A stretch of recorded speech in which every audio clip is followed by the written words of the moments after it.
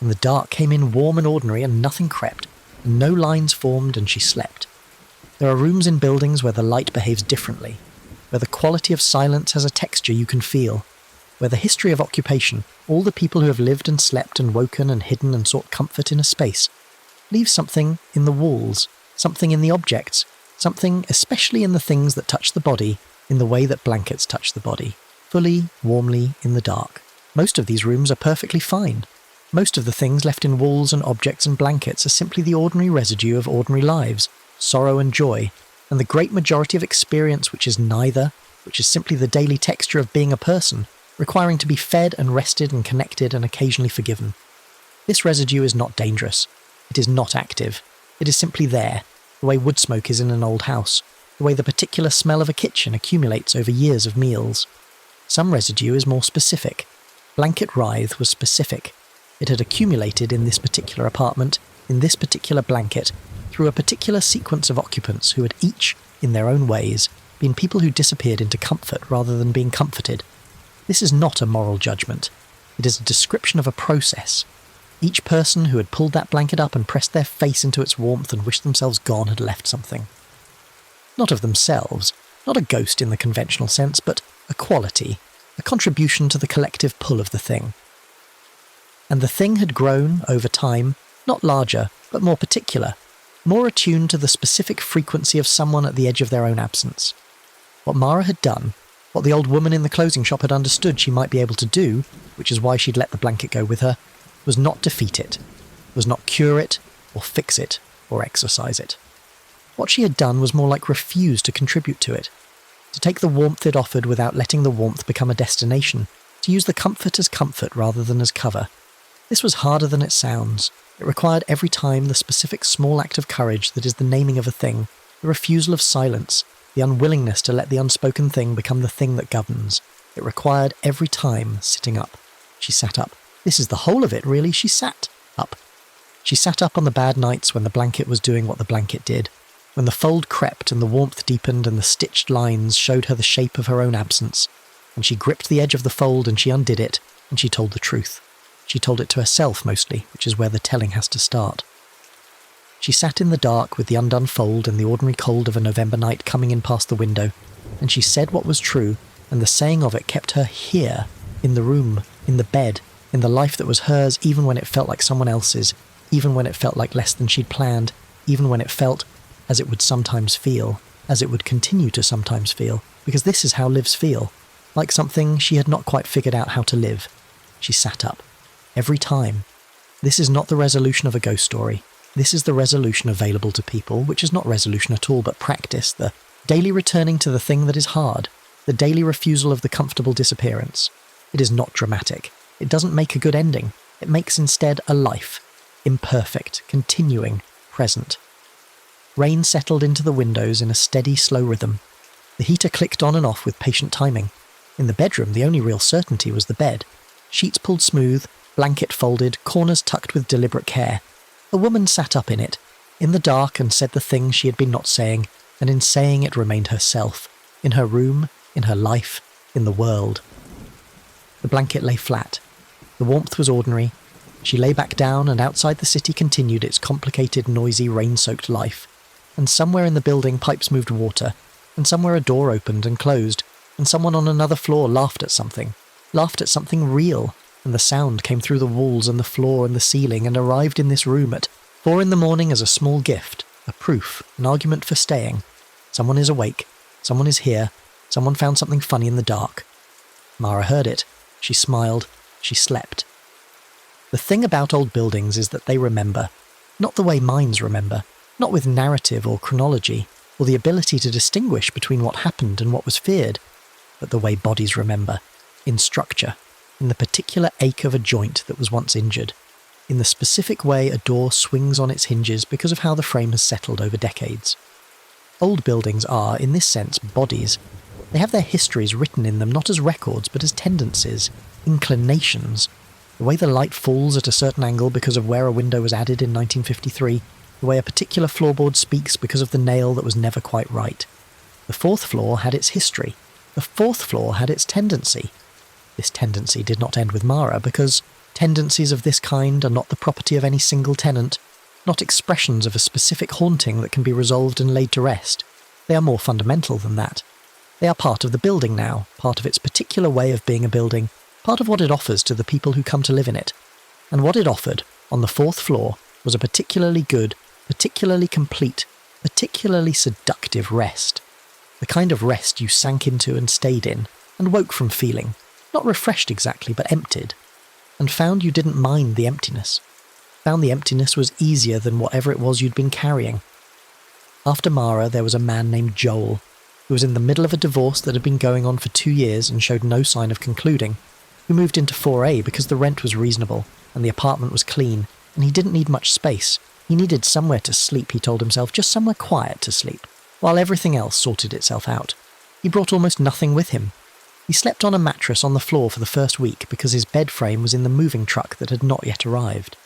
When the bed frame arrived, he put the bed together and stood looking at it, and then he pulled the blanket from the closet where it had been left, where Mara had, not quite intending to, left it when she moved out, had left it folded on the shelf, with a quality of deliberateness that she hadn't fully understood at the time, but which now, in retrospect, she would recognise as having been the right choice, and spread it over the mattress, and it lay there, moss-green and heavy and waiting. He slept under it that first night. He woke at 4 in the morning, as the residents of 4A sometimes do. He lay in the dark and the heater clicked, and rain was at the window, and the blanket lay across him with its familiar weight, which was strange because he had only had it for a night, had not yet had time for anything about it to feel familiar, and yet it did. It felt like the weight of something he'd known for a long time, the weight of something that knew him in return. The fold at the top edge was neat and precise. He lay there for a moment feeling it. Then he reached up and pulled it down. He was not sure entirely why he did this.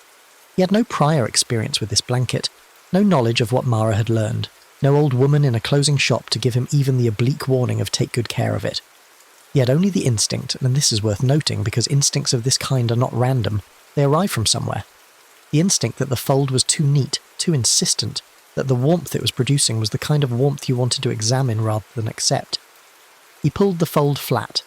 He lay in the dark with the straightened edge against his chin, and the rain at the window, and he thought about the divorce which he had been not thinking about for several weeks, because not thinking about it had become his primary coping mechanism, and he thought, this is not going to work out the way I thought it would. This was something he'd known for months without being willing to say, even to himself, even in the 4 in the morning privacy of his own skull. He had been maintaining a version of the situation that required the outcome to be possible, the reconciliation, the finding of a way through. And this maintenance had cost him something, had required the daily expenditure of a kind of energy he didn't have to spare, the energy of pretending that what he suspected wasn't true. He said it now. He said it in the dark, to the room, and the rain, and the blanket, and himself. It's not going to work out. His voice was flat and matter-of-fact, the tone of someone stating a thing they have known for a long time. The room received this. He lay there for a long time after that, not sleeping, but not in the way that not sleeping usually was for him, not the anxious circling of the mind over the same worn tracks. Just lying there, in the dark, with the thing he'd said settling around him like the rain, occupying the room. After a while, he said, I'm going to be okay. He wasn't sure this was true, not yet, but he said it anyway, not as a wish, but as a decision. The small, specific decision to commit to a version of the future in which it was true, to begin, from this moment, to treat it as a given rather than a hope. The blanket was still, the warmth was ordinary. He slept, finally, the way Mara had slept on certain nights.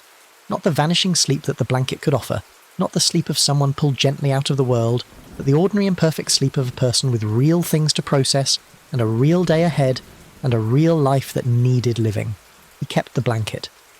When he eventually left 4A, 2 years later, for a different apartment, a different part of the city, a different chapter, the divorce concluded, another beginning taking shape in the way beginnings do, slowly and then suddenly. He left the blanket on the shelf in the closet, folded, precisely, in the particular way he had learned to fold it, though he could not have said where the knowledge came from, only that his hands seemed to know. Arthur found it there when he did the turnover clean. He stood in the empty apartment with the folded blanket in his hands, and he looked at it for a long moment, his mouth slightly pressed together in the expression of a man who's made a decision and is checking it. He put it back on the shelf. He had learned in 11 years to trust the building, not unconditionally, not without attention, but with the particular calibrated trust of a person who has paid close attention to something for a long time and has arrived at a working understanding, even if that understanding doesn't easily translate into language. The 4th floor needed occupying. The blanket needed someone who was almost enough gone. And sometimes, not always, but sometimes, the almost enough was the threshold at which something changed. Was the point at which someone sat up. He put it back on the shelf and closed the closet and went downstairs. The apartment waited. The rain came and went. The heater clicked in its patient cycles. And in the closed dark of the closet, on a shelf between a wire hanger and a cardboard box someone had left, the blanket lay in its exact fold, moss-green and heavy, warm with the warmth of a thing that has been waiting long enough that waiting is no longer different from being. In the building, the legend went on, whispered at mailboxes, noted in the particular way neighbours note things that don't quite have categories, passed along in the casual, inexact shorthand of people who live in proximity to something they don't have full words for, the 4th floor, the way people sleep there, the way some of them stop going out, the way some of them, on the other hand, come through it changed, not improved exactly, or at least not in the simple direction of improvement, but present in a different way, as if they'd been made more themselves by some process they couldn't explain. Blanket Wraith does not chase you. It waits, and whether the waiting becomes a cage or becomes a mirror depends finally on a single thing, on whether you can bring yourself to sit up in the dark and name what you are most tempted to leave unspoken and remain in the room with the truth of it, warm and awake and hear. The rain continued. The heater clicked. Somewhere in the building, on the 4th floor, in a room where the light came in grey and thin as old paper, the bed was made with the particular care of someone who needed the bed to mean something, and the blanket lay across it in its neat, flat arrangement, and the top edge was folded down in a 2-inch cuff, precise and patient and waiting. Waiting to find out which kind of warmth this would be, always waiting to find out which kind. The next story is about to begin. Please relax and enjoy. The rain had been falling since 9, the kind of rain that doesn't announce itself with thunder or lightning but simply arrives and stays, settling into the city's shoulders like something that belongs there, something that has always been there, and will continue long after the streets dry and the gutters stop running brown. It fell in curtains past the streetlights on Mercer, turning each lamp into a smeared yellow eye, and it ran in thin rivers down the side of the building at 412 Mercer Street, a 6-story walk-up that had been standing since 1961 and looked every year of it. The brick face darkened by decades of weather, the fire escapes painted and repainted so many times the layers had begun to peel back like skin from a bad burn, revealing older colours beneath, greens and blacks, and a particular rust red that had nothing to do with oxidation. The building had 14 units. On the 3rd floor, in apartment 3C, Mara Voss was awake. She had been awake since before the rain started, lying on her back in the dark with her eyes open, tracking the shadows on the ceiling the way children track shapes in clouds, finding faces in the plaster, animals, the suggestion of hands. Her bedroom window was cracked an inch despite the cold, and she could hear the city doing its usual late-night business, the distant compression of a truck's brakes, the particular hollow sound of a metal grate being rolled down over a storefront, someone's music from 2 or 3 floors above carrying a bass line through the building's bones. Then the rain started and covered all of it, and she lay there listening to the rain instead, which was better in some ways and worse in others, because rain had a quality of continuation to it, a patient, purposeless insistence, and it made her feel the same quality in herself, awake past reason, continuing past reason, serving no particular purpose in the dark. At midnight she got up. She didn't turn on the bedroom light. She knew the apartment by feel now, 6 months in, had learned it the way you learn a body. Its particular obstacles and clearances, the dresser that jutted 2 inches farther than you'd expect, the bathroom door that swung hard to the left if you didn't hold the handle. She moved through the dark bedroom and down the short hall and into the kitchen, where the window over the sink looked out onto the airshaft between her building and the next, a narrow vertical channel that funneled the rain sound into something almost musical, a steady sustained chord that varied slightly as the wind shifted. She didn't turn on the kitchen light either, not at first. She stood in the doorway and let her eyes adjust, and the kitchen resolved around her. The small table with its 2 chairs she'd bought second-hand, both a slightly different shade of oak. The counter with its accumulated ordinary objects, the drying rack, the block of knives, the ceramic canister set she'd inherited from her grandmother and felt ambivalent about. The window above the sink fogged at the edges with condensation, the centre still clear enough to show the dark airshaft beyond, the opposite building's brick wall glistening with rain. The kettle on the back left burner, squat and steel grey, a simple thing. Mara padded to the sink and filled the kettle. This was the ritual. It had started in college, the habit of late-night tea, and she'd carried it through every apartment, every city, every version of herself she'd inhabited since. The filling of the kettle, the setting of it on the burner, the blue click of the igniter catching, the small reassuring circle of flame. It was a sequence that meant something like, the night can be managed. It meant you can give yourself this one small thing. It was the kind of ritual that only worked if you didn't look at it too directly, the way certain stars disappear when you stare straight at them, but reappear in peripheral vision. She set the kettle on the burner and turned the knob. The igniter clicked 3 times before the flame caught, blue and steady. She lowered it to medium and stepped back and leaned her hips against the counter opposite, arms folded, watching the flame's small discipline beneath the kettle's base. The kitchen window fogged more as the warmth built. She watched it happen the way she often did, the condensation advancing from the edges toward the centre, the glass going opaque in stages, the view of the airshaft disappearing behind a translucent film that turned the opposite brick wall into a dim, wet glow.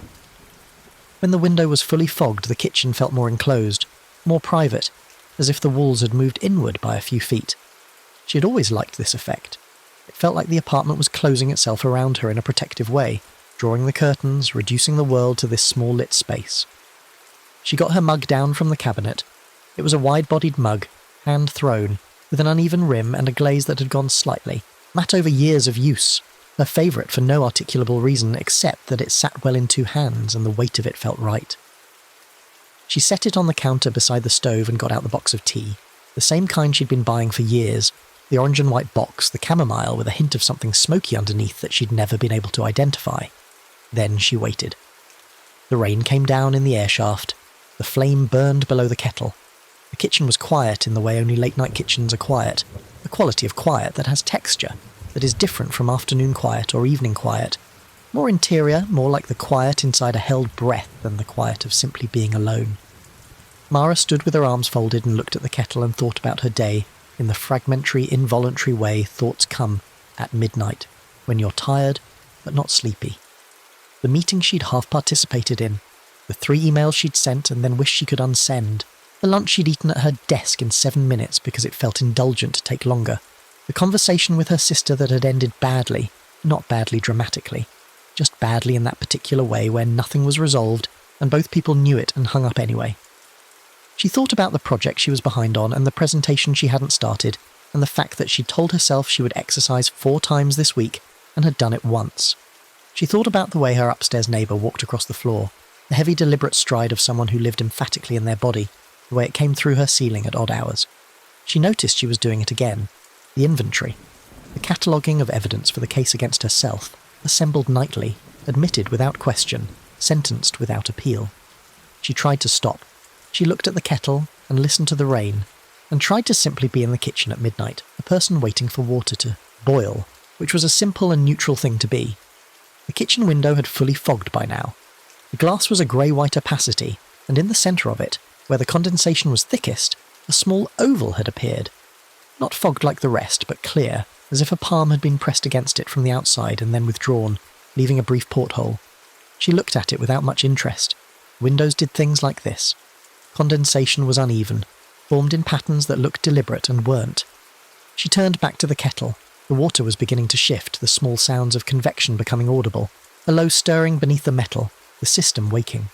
She had always found this sound calming, the early stage of boiling, when the water is merely thinking about it, running through the preliminary work of heat exchange before committing to the full transformation. There was something in the progression she found clarifying. First nothing, then stirring, then the building, tremor of real heat, then the whistle, things following their nature, physics doing what physics does, the sound built. Then something changed. The building sounds, the low gurgling of water on the edge of serious heat, arrived at the point where the whistle should have started. The kettle's spout began to vibrate. She could hear it, the thin metal membrane at the end beginning to oscillate, beginning to form the whistle's precondition. She straightened against the counter, waiting for it. It didn't come. Instead, the sound held. It hovered, exactly at the threshold, a trembling sustained note that was almost a whistle but not, a note that carried all the tension of sound about to resolve and then didn't, a note that kept its incompleteness the way a question keeps its upturn, the way a hand extended in the dark keeps its openness without knowing if it will be met. Mara tilted her head. She had heard kettles make noise before, obviously, and she had heard the particular sound of a kettle working up to its whistle, but she had not heard this. This note had a quality of intention to it, a quality of waiting, as if the kettle were paused at the edge of completion on purpose, rather than by mechanical accident. She took a breath, and the note seemed to lift, just slightly, a fraction of a tone, as if registering her inhalation. She exhaled, and it lowered. She breathed in again. The note lifted. She breathed out. The note came down. She stood very still, and breathed again, slowly, and watched the note follow her breath like a dog follows its owner, faithful and patient, matching her rhythm with an attention that made the hairs on her forearms lift. She was not a person who scared easily, or who credited apartment buildings with personality, or who put stock in the specific vocabulary of ghost stories and urban legend. She was a person who worked in urban planning, who thought in systems and grids and load-bearing structures, who had an almost physical resistance to magical thinking. So she stood there and breathed and listened to the note moving with her breath, and told herself there was an explanation for it, that steam behaved in ways that mimicked coincidence, that she was tired and her perception was unreliable at midnight with the rain coming down and the inventory still running quietly in some back partition of her mind. She breathed. The note moved with her. She became aware of the steam. It was coming from the kettle spout in a thin, steady thread, the way steam always comes, except that it was not dispersing in the way steam always disperses.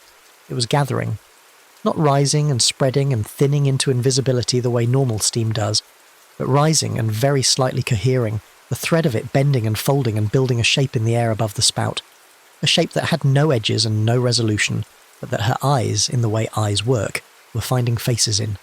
A curve that suggested a forehead, two darker concentrations that suggested, not eyes exactly, but the places where eyes would be, the shadows of eyes, the implication.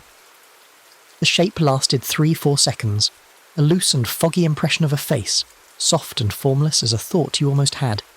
Then the draught from the cracked window caught it, and it dispersed. She exhaled. The note lowered. She stood in the kitchen with her arms no longer folded, hands at her sides, fingers slightly open, and she looked at the kettle and she thought, this is not the first time something like this has happened. That was the true and frightening part.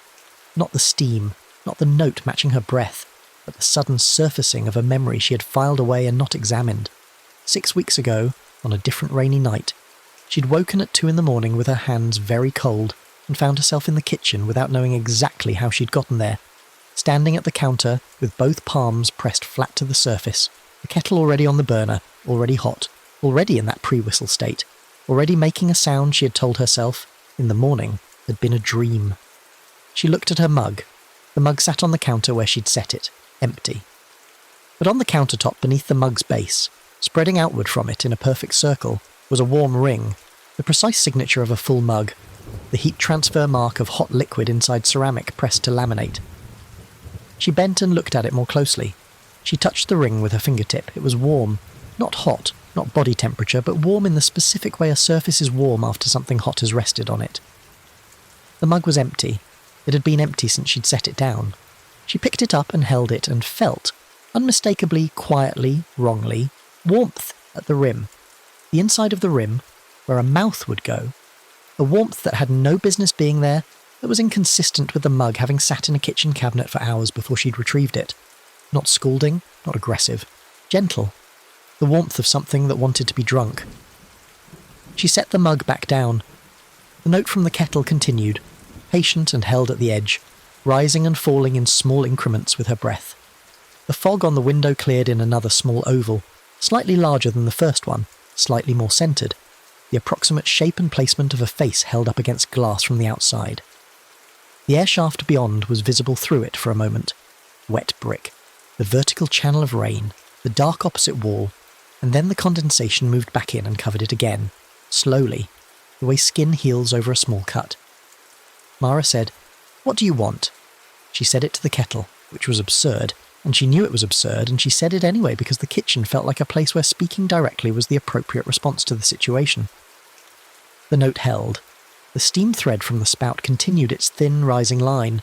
She looked at the flame under the kettle, blue, steady, burning correctly, doing what flame does. She looked at the burner knob and thought about turning it off and leaving the kitchen and going back to bed and telling herself in the morning that this had been a strange dream, that she had been half asleep on her feet the way people get at midnight. That sound and steam and condensation had conspired in her exhausted perception to produce a moment of apparent strangeness that had a mundane explanation she would find if she thought about it clearly in daylight. But the warmth was still in the mug. The ring was still on the counter. The note was still synchronized with her breath. She did not turn the burner off. She did not leave the kitchen. Instead, she did what she always did when the inventory got too loud and the night got too long and the evidence against herself piled too high. She said quietly to the empty kitchen, "I'm fine." She said it automatically, reflexively, the way you say it without deciding to, the way it comes out of you before the thought that produces it is finished forming. A sentence she had used so many times and in so many contexts that it had become less a statement than a sound that meant, close the subject, a sound that meant, this doesn't require attention, a sound that meant, the door is shut.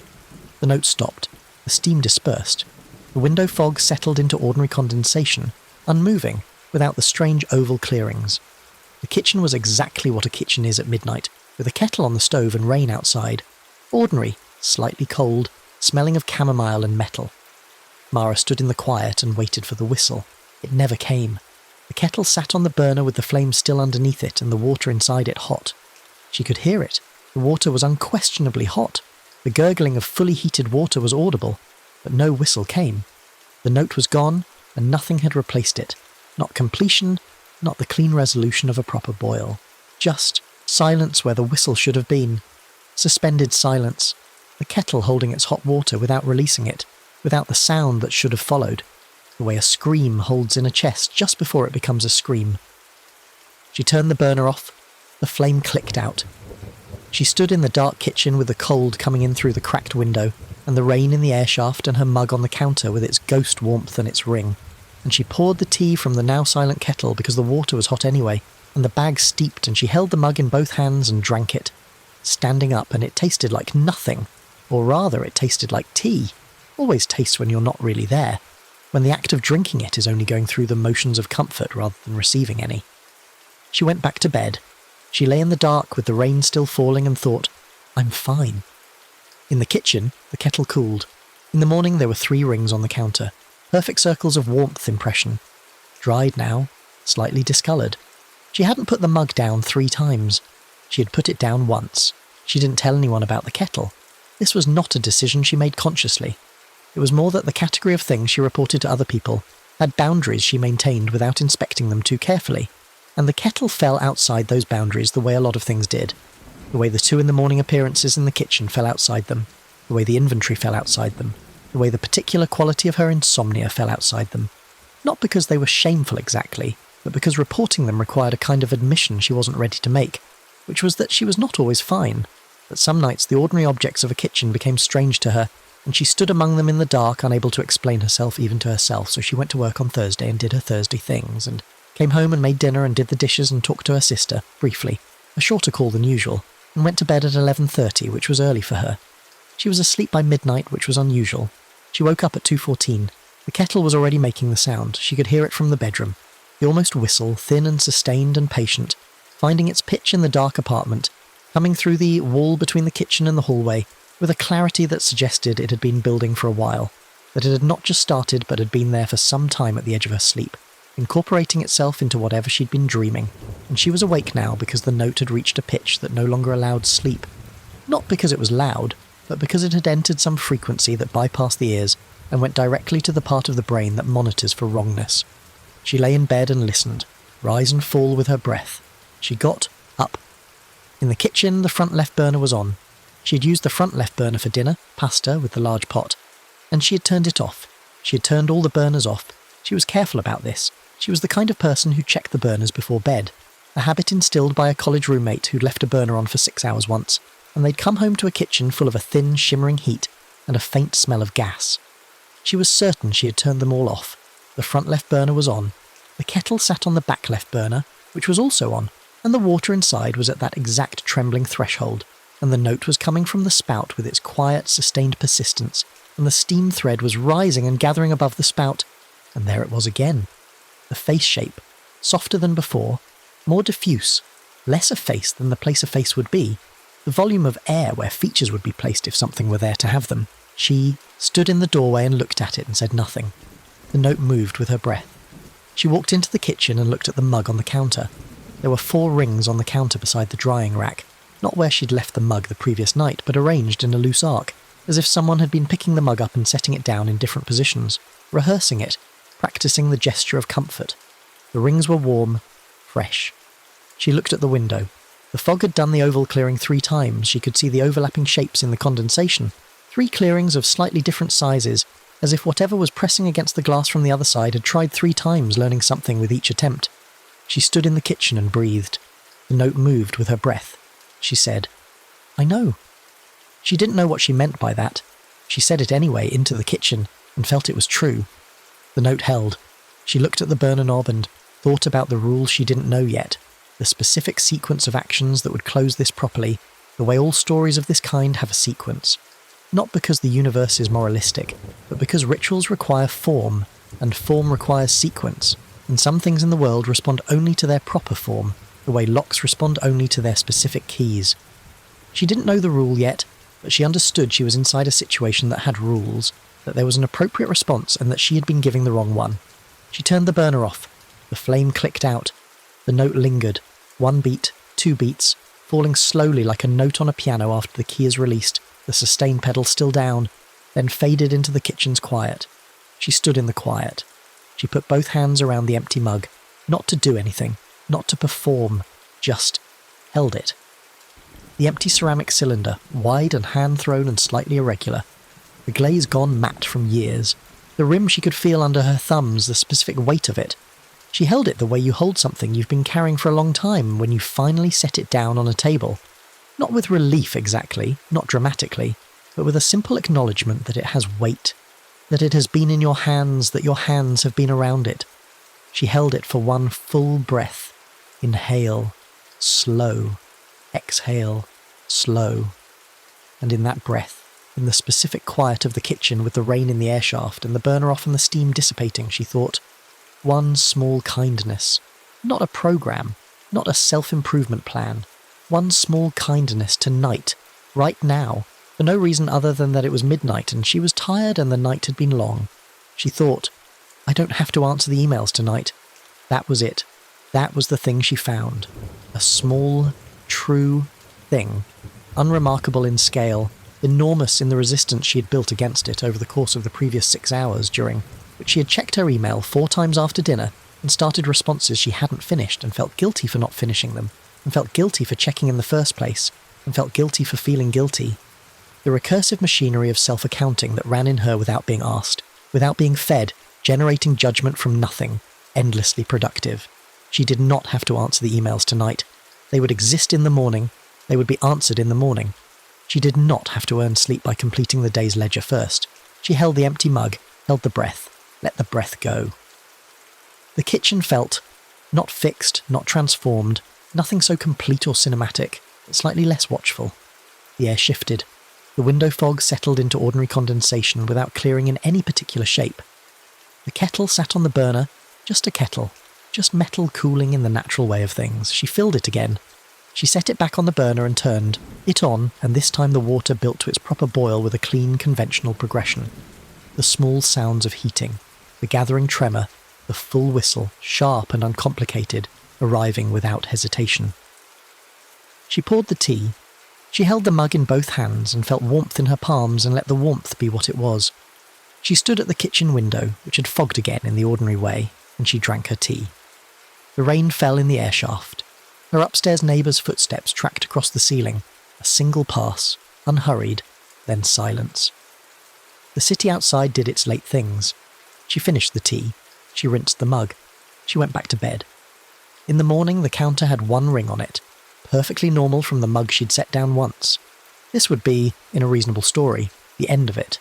The lesson learned, the ritual completed, the haunting resolved. The apartment returning to its benign function as a container for ordinary life. Mara would carry the small knowledge of it, that warmth extended is warmth received, that refusing kindness has a cost, that the kettle responds to honesty, and the knowledge would serve her quietly on nights when the inventory ran long and the rain came down and the familiar sentence tried to close the door. but 412 Mercer Street had 14 units, and the story did not confine itself to 3C. Downstairs in 2B, there lived a man named Carver Osman, 52, who had been in the building for 11 years and knew it the way a doctor knows a long-term patient, with a familiarity that had long since crossed into something like indifference, the kind of intimacy that has stopped noticing what it knows. He was a large man who had been larger, a structural draftsman who worked from home and kept careful hours and ate dinner at 6 every evening without variation, and was in bed by 10:30. He was not a person anyone in the building thought about very much. He was the kind of neighbour who is appreciated, primarily through absence. No noise complaints, no packages delivered to wrong units, no late-night music or arguments. He was simply there, had been there for 11 years, would presumably be there for 11 more. His name was on the buzzer panel downstairs in a handwriting so regular it looked typeset. He had lost his son 14 months ago. The son's name had been Declan, 26, a teacher, killed in an accident on the interstate, but Carver had never been able to say the full sentence of in the 14 months since. Who was?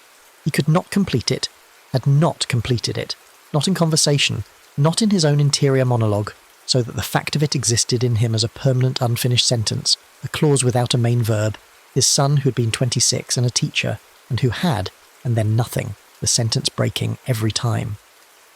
He had not cried since the first week, not because he was past it, not because he was processing it efficiently, not because he had resources or a support structure that was serving him well.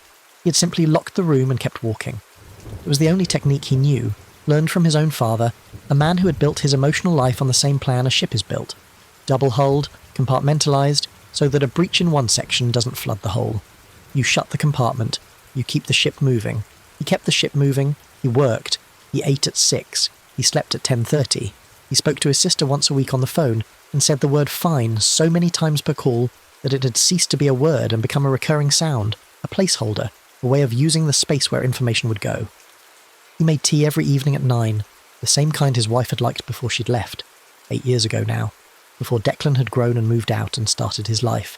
The same orange and white box, chamomile, which Carver did not particularly like but had been buying for 8 years out of a habit so deeply grooved it had passed through habit, and become something more structural, something he did the way he kept the double hull. On the Friday night, 3 weeks after Mara's kitchen event, Carver was in his kitchen at 9, making his usual tea. The apartment was dark except for the kitchen light, a single fluorescent tube that Carver had been meaning to replace for 4 months. It buzzed slightly, had a 2-second flicker every few minutes, made the kitchen feel interrogatory, institutional. He didn't notice it anymore. He filled his kettle at the sink and set it on the back burner and stood at the counter sorting through the mail he'd brought in from the lobby that afternoon, and not yet looked at. Circulars mostly. A bill. A notice from the building management about the upcoming boiler inspection. The boiler inspection notice made him think of the building's basement, which he had been in once, years ago, called down by the super to deal with a small flooding issue near his storage unit, a dark low-ceilinged space that smelled of mineral deposits and old insulation, where the boiler sat behind a chain-link enclosure and sweated and hissed, and the pipes ran across the ceiling in every direction like a diagram of something's nervous system. He had not liked the basement. He didn't think about it often. He put the notice on the pile for recycling, and stood with the bill and looked at it without reading it. The kettle began its progression. He heard the small sounds of water heating, the stirring, the building frequency, and he waited for the whistle without directing much attention at it. It was background. It was the reliable percussion of the evening ritual, no more remarkable than the refrigerator's compressor cycle, or the elevator's cable moving in the shaft behind the wall. The whistle didn't come. He noticed the absence the way you notice a clock stopping in a room you've been in for hours. Not immediately, but in a delayed way, with the strange sensation that something has been wrong for longer than you realised. He had been sorting mail. He was still sorting mail. The kettle should have whistled 2 minutes ago. He looked at it. The almost whistle was there, thin and patient and aligned to his breath, and he heard it and set the mail down very slowly, the way you set something down when your body has registered a problem before your mind has caught up. He watched the steam build above the spout. He was not a person who frightened easily. 11 years in a building, every creak and click and groan of the place catalogued and explained. The steam pipe's percussion in winter, the second-floor hallway's light that tripped its own breaker every 6 weeks with inexplicable regularity, the sound that came from 4A on certain nights that turned out to be a woman who sang opera in her sleep. He had explanations for all of it. He was a draftsman.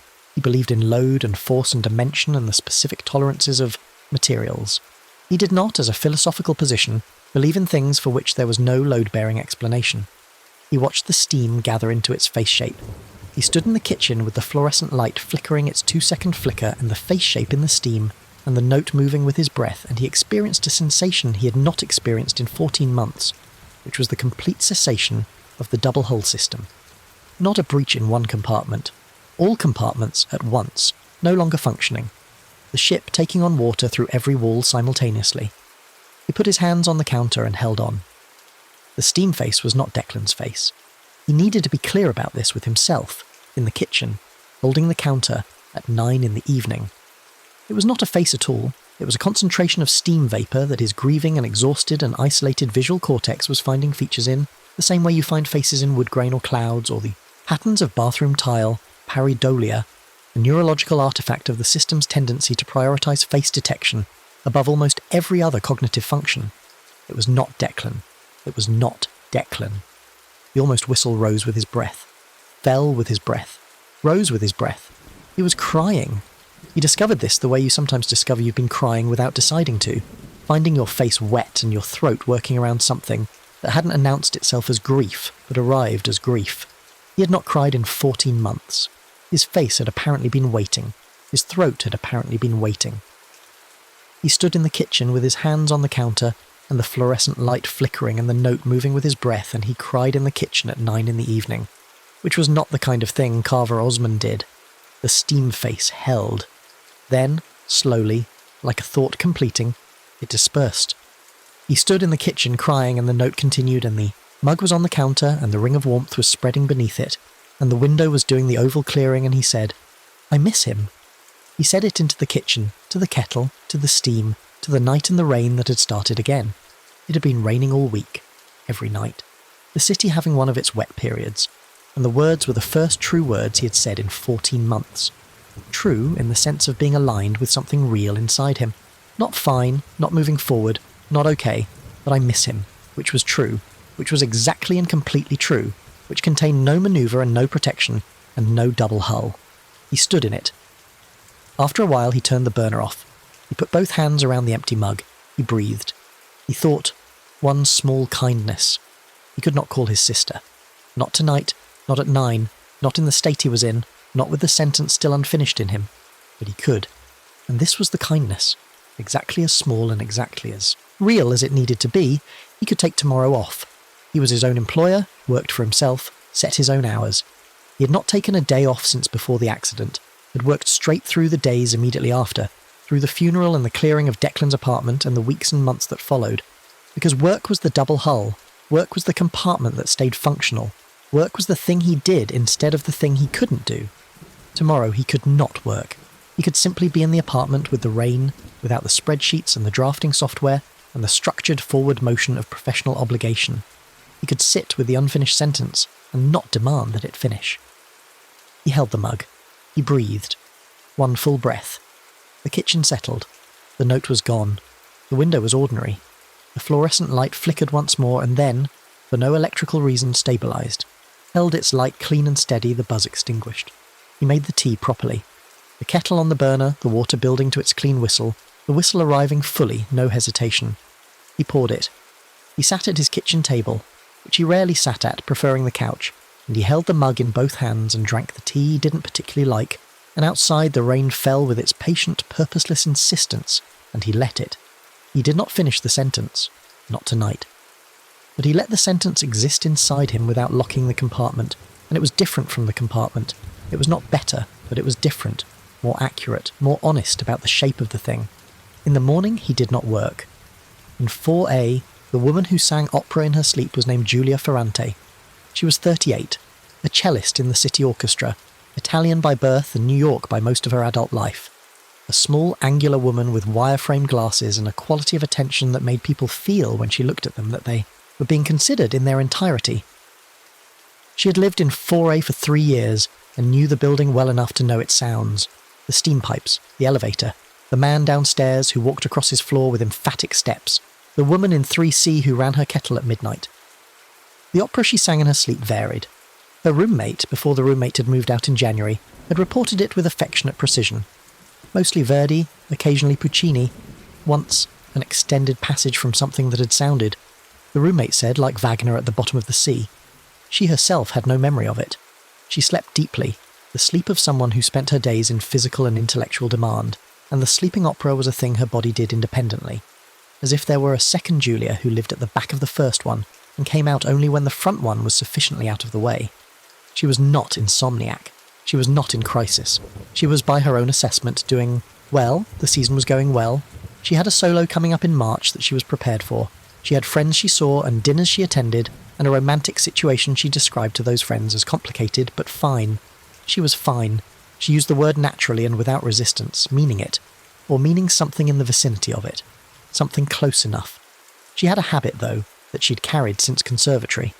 When a piece was giving her trouble, not technical trouble, but interpretive trouble, the deeper problem of not knowing yet what she meant by it, not having found the centre of it yet, she would stay up late with a mug of something warm and play the passage in her head, without her cello, just thinking through it, letting it iterate in her internal ear, which was precise and reliable, better sometimes than the instrument at showing her the skeleton of what she was trying to do. The Elgar was giving her trouble, not technical trouble. She had the notes, she had the bow weight and the vibrato and the intonation. She had it technically in a way that was almost the problem. She could play it correctly without playing it true, and the difference between correct and true was the thing she was trying to find. Lying awake at 11:47 on a Tuesday night in March with the rain starting up outside her window, and the Elgar Concerto cycling through her internal ear. Correct and not true. Correct and not true. A performance without a centre. She got up at midnight. She went to the kitchen. She filled the kettle. She turned on the burner. She leaned against the counter and let the Elgar run in her head and listened to the kitchen's quiet and watched the window fog and thought, it is about loss. The Elgar, everyone agrees, is about loss. Written in 1919, after the war, after the world Elgar had known had been destroyed and replaced with something he didn't recognise and couldn't find himself in. The technical demands are not the point. The technical demands are the frame around the loss, the skeleton. The grief hangs on, and if you play only the skeleton, you have a correct performance that is not a true one. She knew this. She had known this for months. Knowing it hadn't helped her find it. The almost whistle began. She heard it and straightened slightly and listened with the precision she brought to all sound. A professional's inability to hear passively. The note was interesting. It was sitting on a pitch she'd heard before. She was certain she'd heard before. It was sitting on the same pitch as the Elgar's opening phrase, the cello's first entrance, which began on a note of such particular quality, such specifically loaded colour, not quite E-flat, sitting somewhere in the cello's voice where the instrument sounds most like a human throat. The almost whistle was on that pitch. She tilted her head. It moved with her breath. She breathed carefully, in for 4 counts, out for 4 counts, the way she breathed, before an entrance on stage, and the note moved with her counts, rising on the intake, falling on the release, matching her the way a phrase matches a breath in singing, the way a well-written phrase has the length of a natural breath so the performer's body can live inside it, she said quietly to the kitchen. The steam gathered above the spout, the face shape, loose and without features, the mere volume of a face. She looked at it with the same objective attention she brought to everything. It lasted longer than she expected, holding its approximate coherence against the kitchen's small air movements, and she had the strange thought that it was listening, that the face shape in the steam was doing what she did in the rehearsal room when a fellow musician was playing, holding still, holding attention, holding itself in a quality of reception. She looked at the mug, the ring on the counter, the warmth at the rim. She understood in the professional part of her mind what was happening in the same way you understand a musical phenomenon, not by explaining it away, but by recognising its form. This was a form she recognised. She had played it before, in a different key. The window's oval clearing appeared. She looked at it. She thought about the Elgar. She thought, the problem is that I am playing it correctly because I do not want to play it true. Playing it true requires something I have been keeping in the technical frame, something I have been managing at arm's length with bow weight and vibrato. If I play it true, I have to let it be about what it is about. She stood with the almost whistle moving with her breath, and thought about what the Elgar was about. Not just loss in the abstract, not the cultural loss of a generation's idealism, not the war, not even Elgar's specific grief, but loss as she knew it. Her mother 4 years ago. The specific kind of loss that is not dramatic, but is permanent, that does not resolve in any of the ways resolution is supposed to work, that lives in the body as a subtle atmospheric pressure rather than an acute wound, a weather you carry rather than an injury you recover from. The cello solo in the first movement is a throat clearing itself to speak. She had known this. She had not been playing it. She put both hands around the empty mug. She did not think about it as a ritual. She simply held the mug because holding something warm, or something shaped like something warm, was what the moment required. She breathed. The note rose. She thought, one small kindness. And she laughed. A small involuntary sound. Because the kindness she found was not what she expected. Not rest. Not permission. Not the practical accommodations she sometimes offered herself in the language of self-care. The kindness was this. She was allowed to play the Elgar true. She was allowed to let the grief in there be her grief, and not Elgar's grief, and not a historical grief at a safe remove. She was allowed to be the instrument through which this particular human frequency passed, which was what she was. It was her function. It was why she had trained for 22 years, and why she sat in the first chair, and why the audiences came. Not to hear correctness, but to hear a human body make contact with a piece of music in a way that allowed something in the audience to vibrate in recognition. She had been withholding herself from her own instrument. The kindness was the permission to stop. She held the mug, breathed once, let it go. She turned the burner off. The note faded. 2 beats of reluctance, then gone. She relit the burner. The water came to a clean, full boil. The whistle arrived with a clean decisiveness. She made the tea. She held the mug in both hands and felt the warmth correctly. Warmth as warmth, and not as anything else. She sat at her kitchen table and let the Elgar run in her internal ear, and this time it had a centre, and the centre was a throat clearing itself to speak, and the speaking was not decorous. At the next rehearsal she played it true. The conductor stopped the orchestra and looked at her over his score and said nothing for a moment, then said simply, "There." None of them knew about each other. This is important.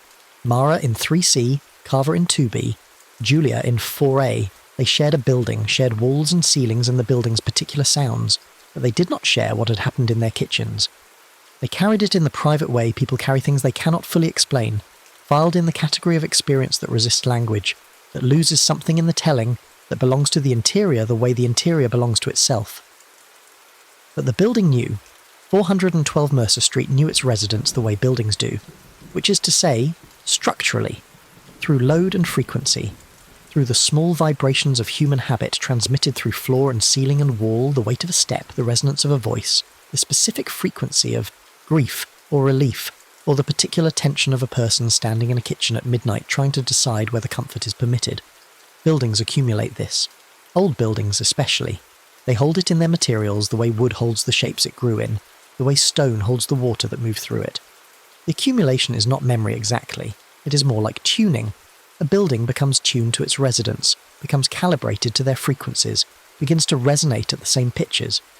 In Teacup, which was what the story called it, and stories knew it by the name they carried, the name passed sideways in buildings, in laundromats, in the particular conversations that happen in the stairwell at 2 a.m. between residents who can't sleep and don't know why. Teacuppers was not a separate thing from the building. It was the building's tuning finding its expression in the specific frequency of comfort and the refusal of comfort the moment you almost let yourself be warm and then don't the moment the kettle reaches the edge of whistling and you say, "I'm fine," before it can complete itself. It didn't live in the kettle. It didn't live in any single kettle. It lived in the habit.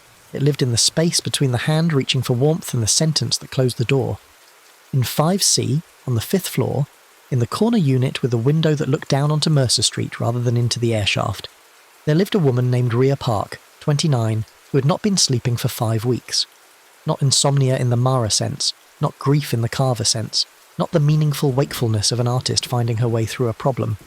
Rhea Park was not sleeping because she had stopped eating enough, and her body had registered this as an emergency condition and was keeping certain systems online that needed to be offline for sleep to happen, and the systems being kept online were primarily the ones dedicated to alertness and threat detection, so that every time she started to drift, the animal part of her brain fired up with its catalogue of unaddressed dangers, and she was awake again, her heart doing 65, her body ready for something it couldn't name.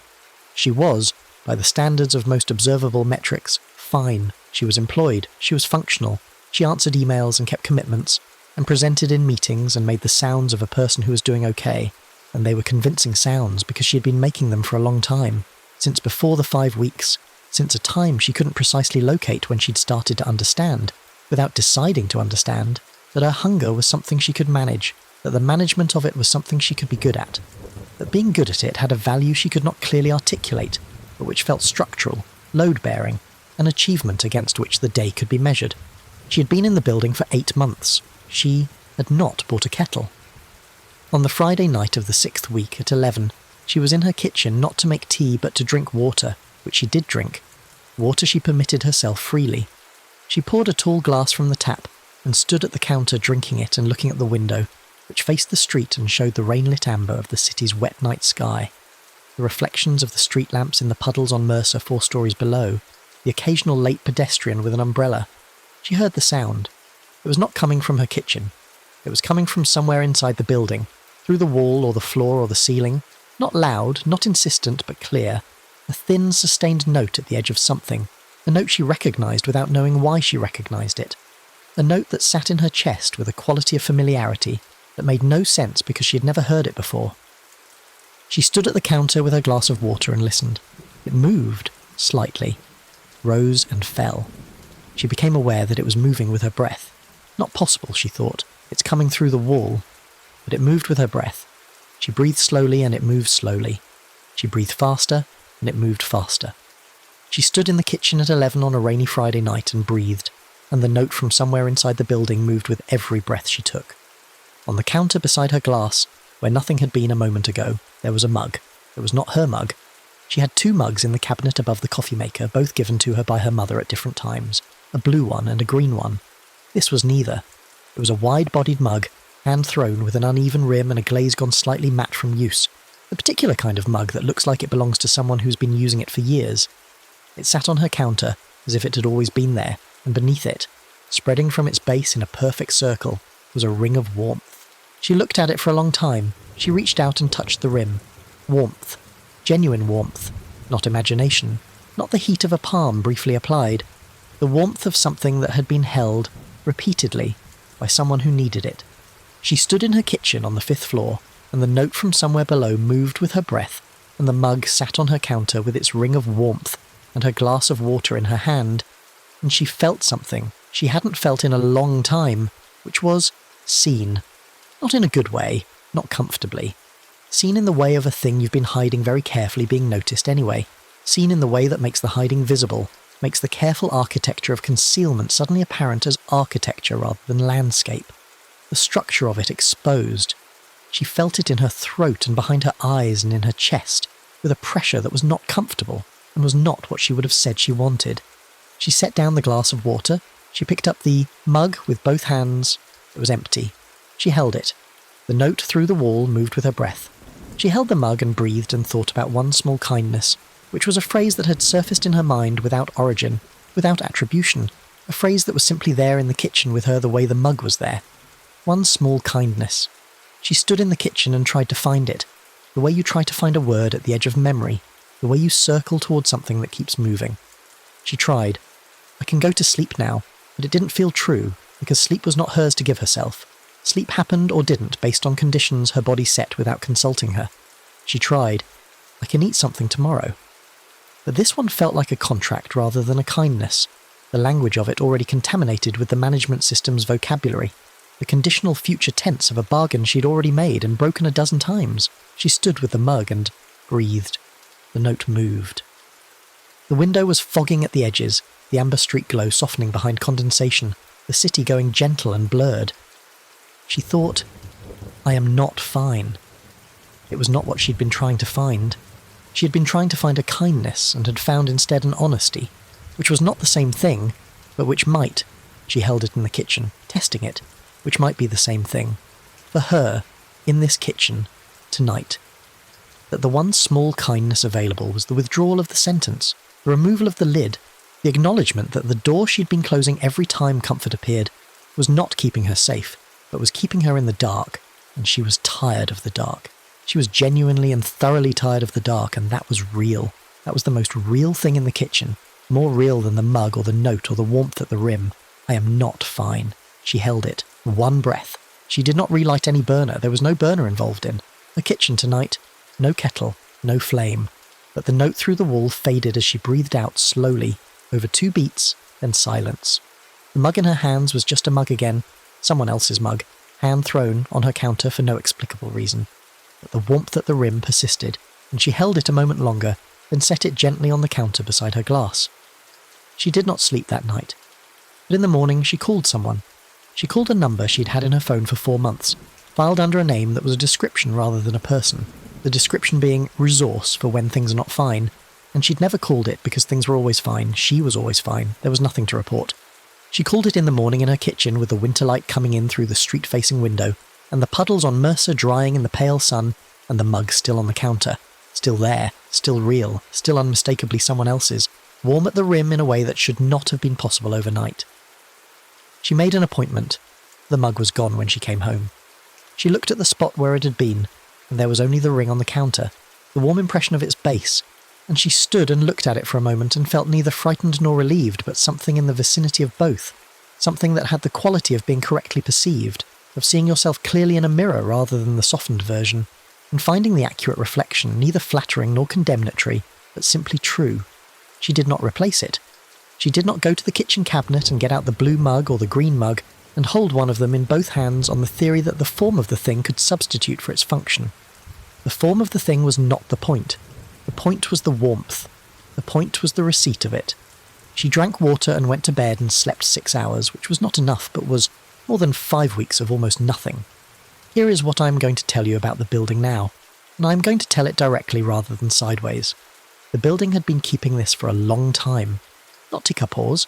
That was a name for a thing people encountered in their kitchens and needed to call something.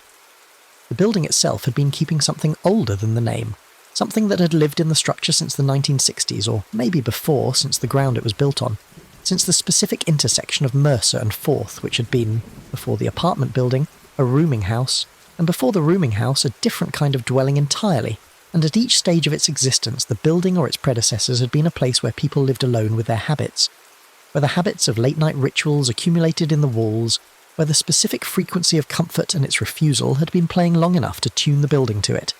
None of. This is to say the building was malevolent. It was not malevolent. It was patient, and patience can look like malevolence from certain angles, especially when you're inside it, especially when you are the thing being waited for. But its waiting was not hostile.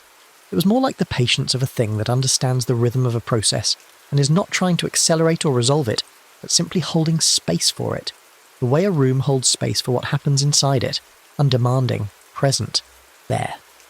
The almost whistle that lived in the building's kitchens, and all 14 units had heard it, at one time or another, at midnight or 2 in the morning, or the specific hour when the night is most itself, the hour that knows you're awake and doesn't ask why.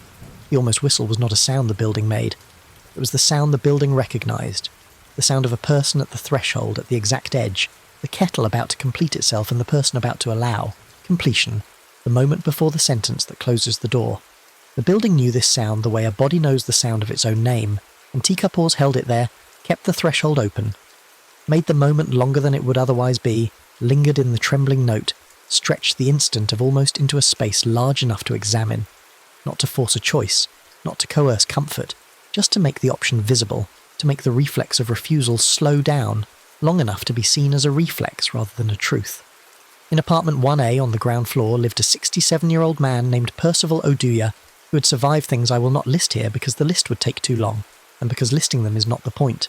The point is that he had survived them, and was living on the ground floor of a building on Mercer Street, and kept his kitchen clean, and made jollof rice on Sundays, and spoke to his grandchildren on video calls every Saturday morning with a quality of attention and tenderness that his grandchildren understood, even the youngest ones, as a form of love that had been refined by difficulty into something very pure, very spare, without decoration but structurally sound.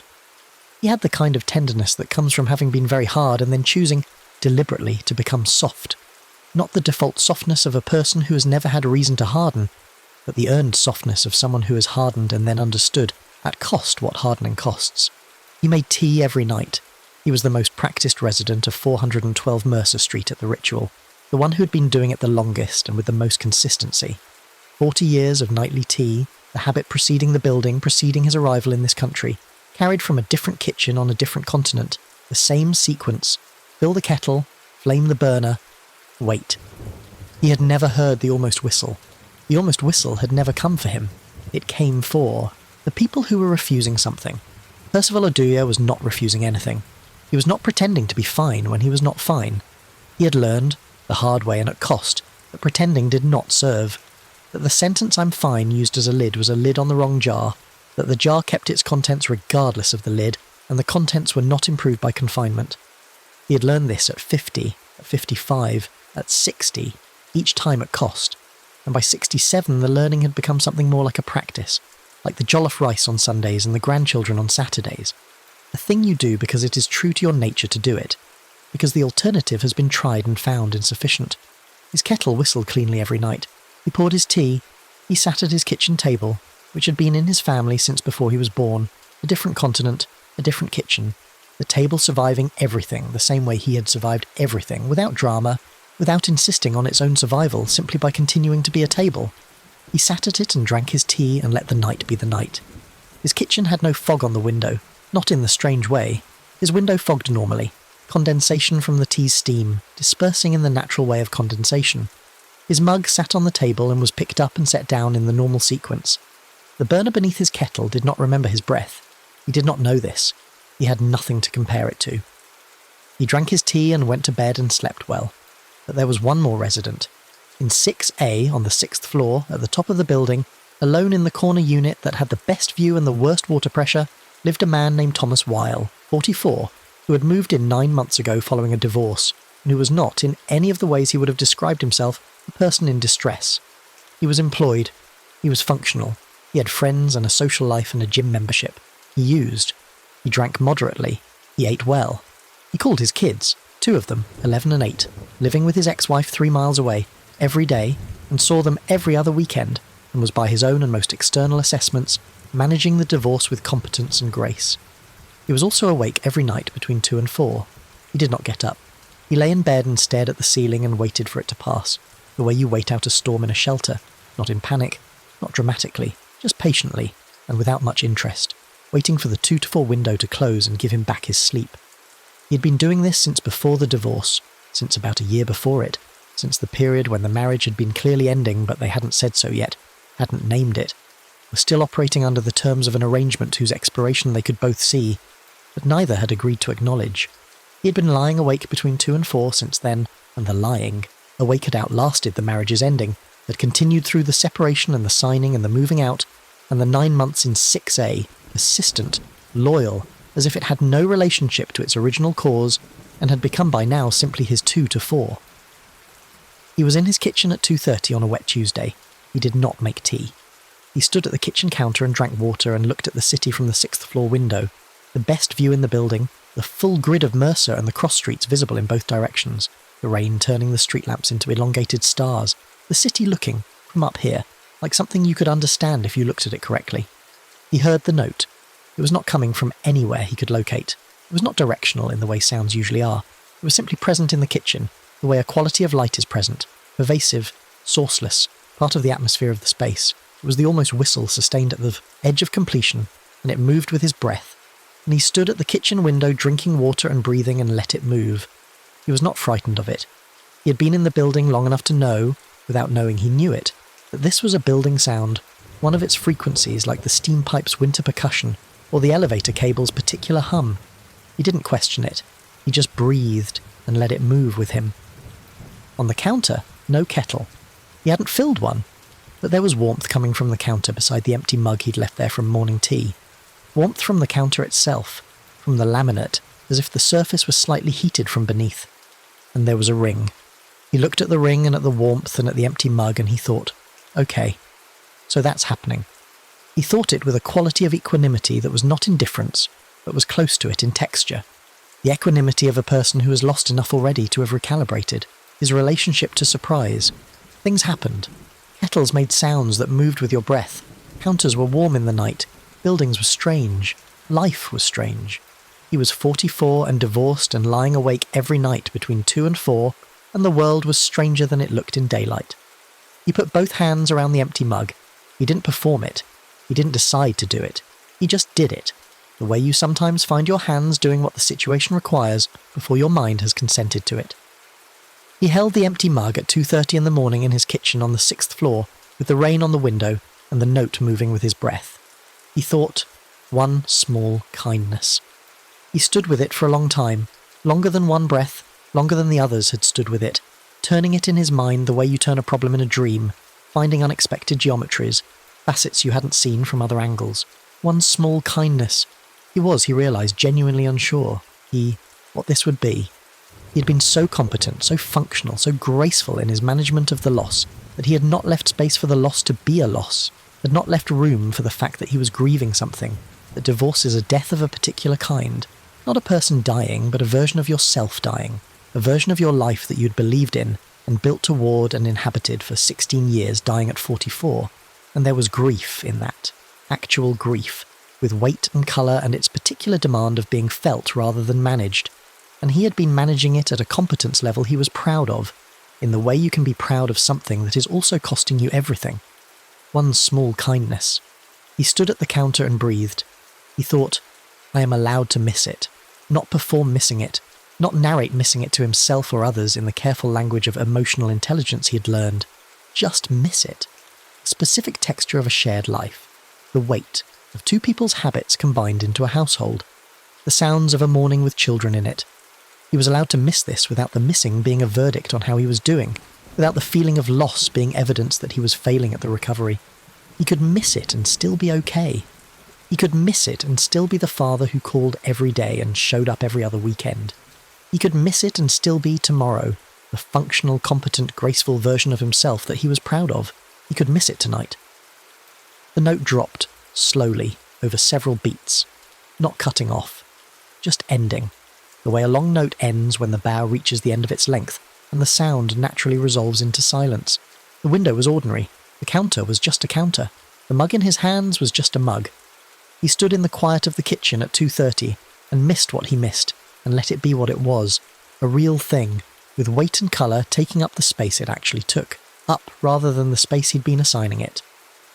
After a while, he went back to bed. He slept until 7. In the weeks that followed, in the normal progression of a building's life, things continued. Mara finished her report and sent it, and received a response that was better than she'd expected, and she did not spend 3 hours passing the response for evidence of its inadequacy. Carver took several days off in March, not one day but several, an accumulation of them, days he spent in the apartment with the rain, and the unfinished sentence and the slow and genuinely terrible work of sitting with grief rather than administering it. Julia performed the Elgar in late March to an audience that sat in a particular quality of silence afterward, the silence of people who have been reached, before the applause started. Rhea went to her appointment, and then another, and then several more, and the process was not easy, and was not quick, and was not the clean resolution the story's shape might suggest, but she went, and going was what it was, a real and repeated act, as real and repeated as the almost whistle in the building's kitchen walls. Thomas slept between 2 and 4, not always, not yet. But the window was narrowing, the building stood on its corner of Mercer Street and held its 14 units, and accumulated the frequencies of its residents, with the patient indifference of a structure that has been standing since 1961, and intends to keep standing. The rain came and went. The steam pipes knocked in winter and fell silent in spring. The elevator cable hummed its single continuous note in the shaft behind the walls. And in the kitchens, on certain nights, rainy nights especially, the nights that had a particular quality of continuation and patient insistence, the almost whistle could be heard, thin and sustained, sitting at the edge of completion, moving with the breath of whoever was awake and standing at the counter, with a mug in their hands and the familiar sentence at the edge of their mouth, the lid waiting to be placed. Some nights the sentence came out and the lid went on, and the note hung in the kitchen through the rest of the night, moving with every breath, patient as rain, as persistent as the habit it was keeping vigil for, and the steam built its face shape in the spout's thread, and the mug left its rings on the counter, and the window cleared its oval, and everything stayed suspended, maintained at the edge, the comfort always almost there. Some nights it didn't. Some nights the burner went off and the hands went around the empty mug and the breath went in and the breath went out, and the one small kindness was found. Not the same kindness twice. Not a formula, but always something specific, always something real, sized precisely to that night and that person, and that particular habit of refusal. And the kitchen settled, and the note faded, and the window became ordinary, and the water came to a clean boil, and the whistle arrived. Properly, clear and uncomplicated, the sound of completion, of a thing arriving at its natural end. I need to tell you what happened in December, because December is when it stopped being a building story and became something else, something that required being told the way you tell things that have consequences, the way history is told, with the weight of what it changed kept visible in the telling. In December, in apartment 3A, next door to Mara, sharing her kitchen wall, a man moved in named Jordan Baird, 27, recently relocated for a job, knowing no one in the city, carrying 2 suitcases and a box of kitchen supplies, and a folding table he'd bought from a big box store that required assembly, and that he assembled alone on his first night in the apartment, on the floor, with a headlamp, because he hadn't thought to buy a lamp, and the apartment's ceiling fixture was broken, and the super was not available until Monday. He assembled the table in the dark with the headlamp, and ate a protein bar sitting on the floor beside it, and sent his mother a text that said, "Moved in, all good," with an exclamation point he had chosen deliberately as a sign of positivity, and which had cost him something to include. He was fine. He texted this too to his mother, to his 2 close friends in the city he'd come from, to his co-worker who'd asked at the end of his first day, settling in, okay? He was fine. The new city was fine. The job was interesting. The apartment was small, but fine. He was fine, fine, fine, the word coming out of him in every exchange like a small reliable currency, backed by nothing, spending easily, accumulating in the conversations of the people who received it, without any of them registering that it was unbacked, that there was nothing in reserve.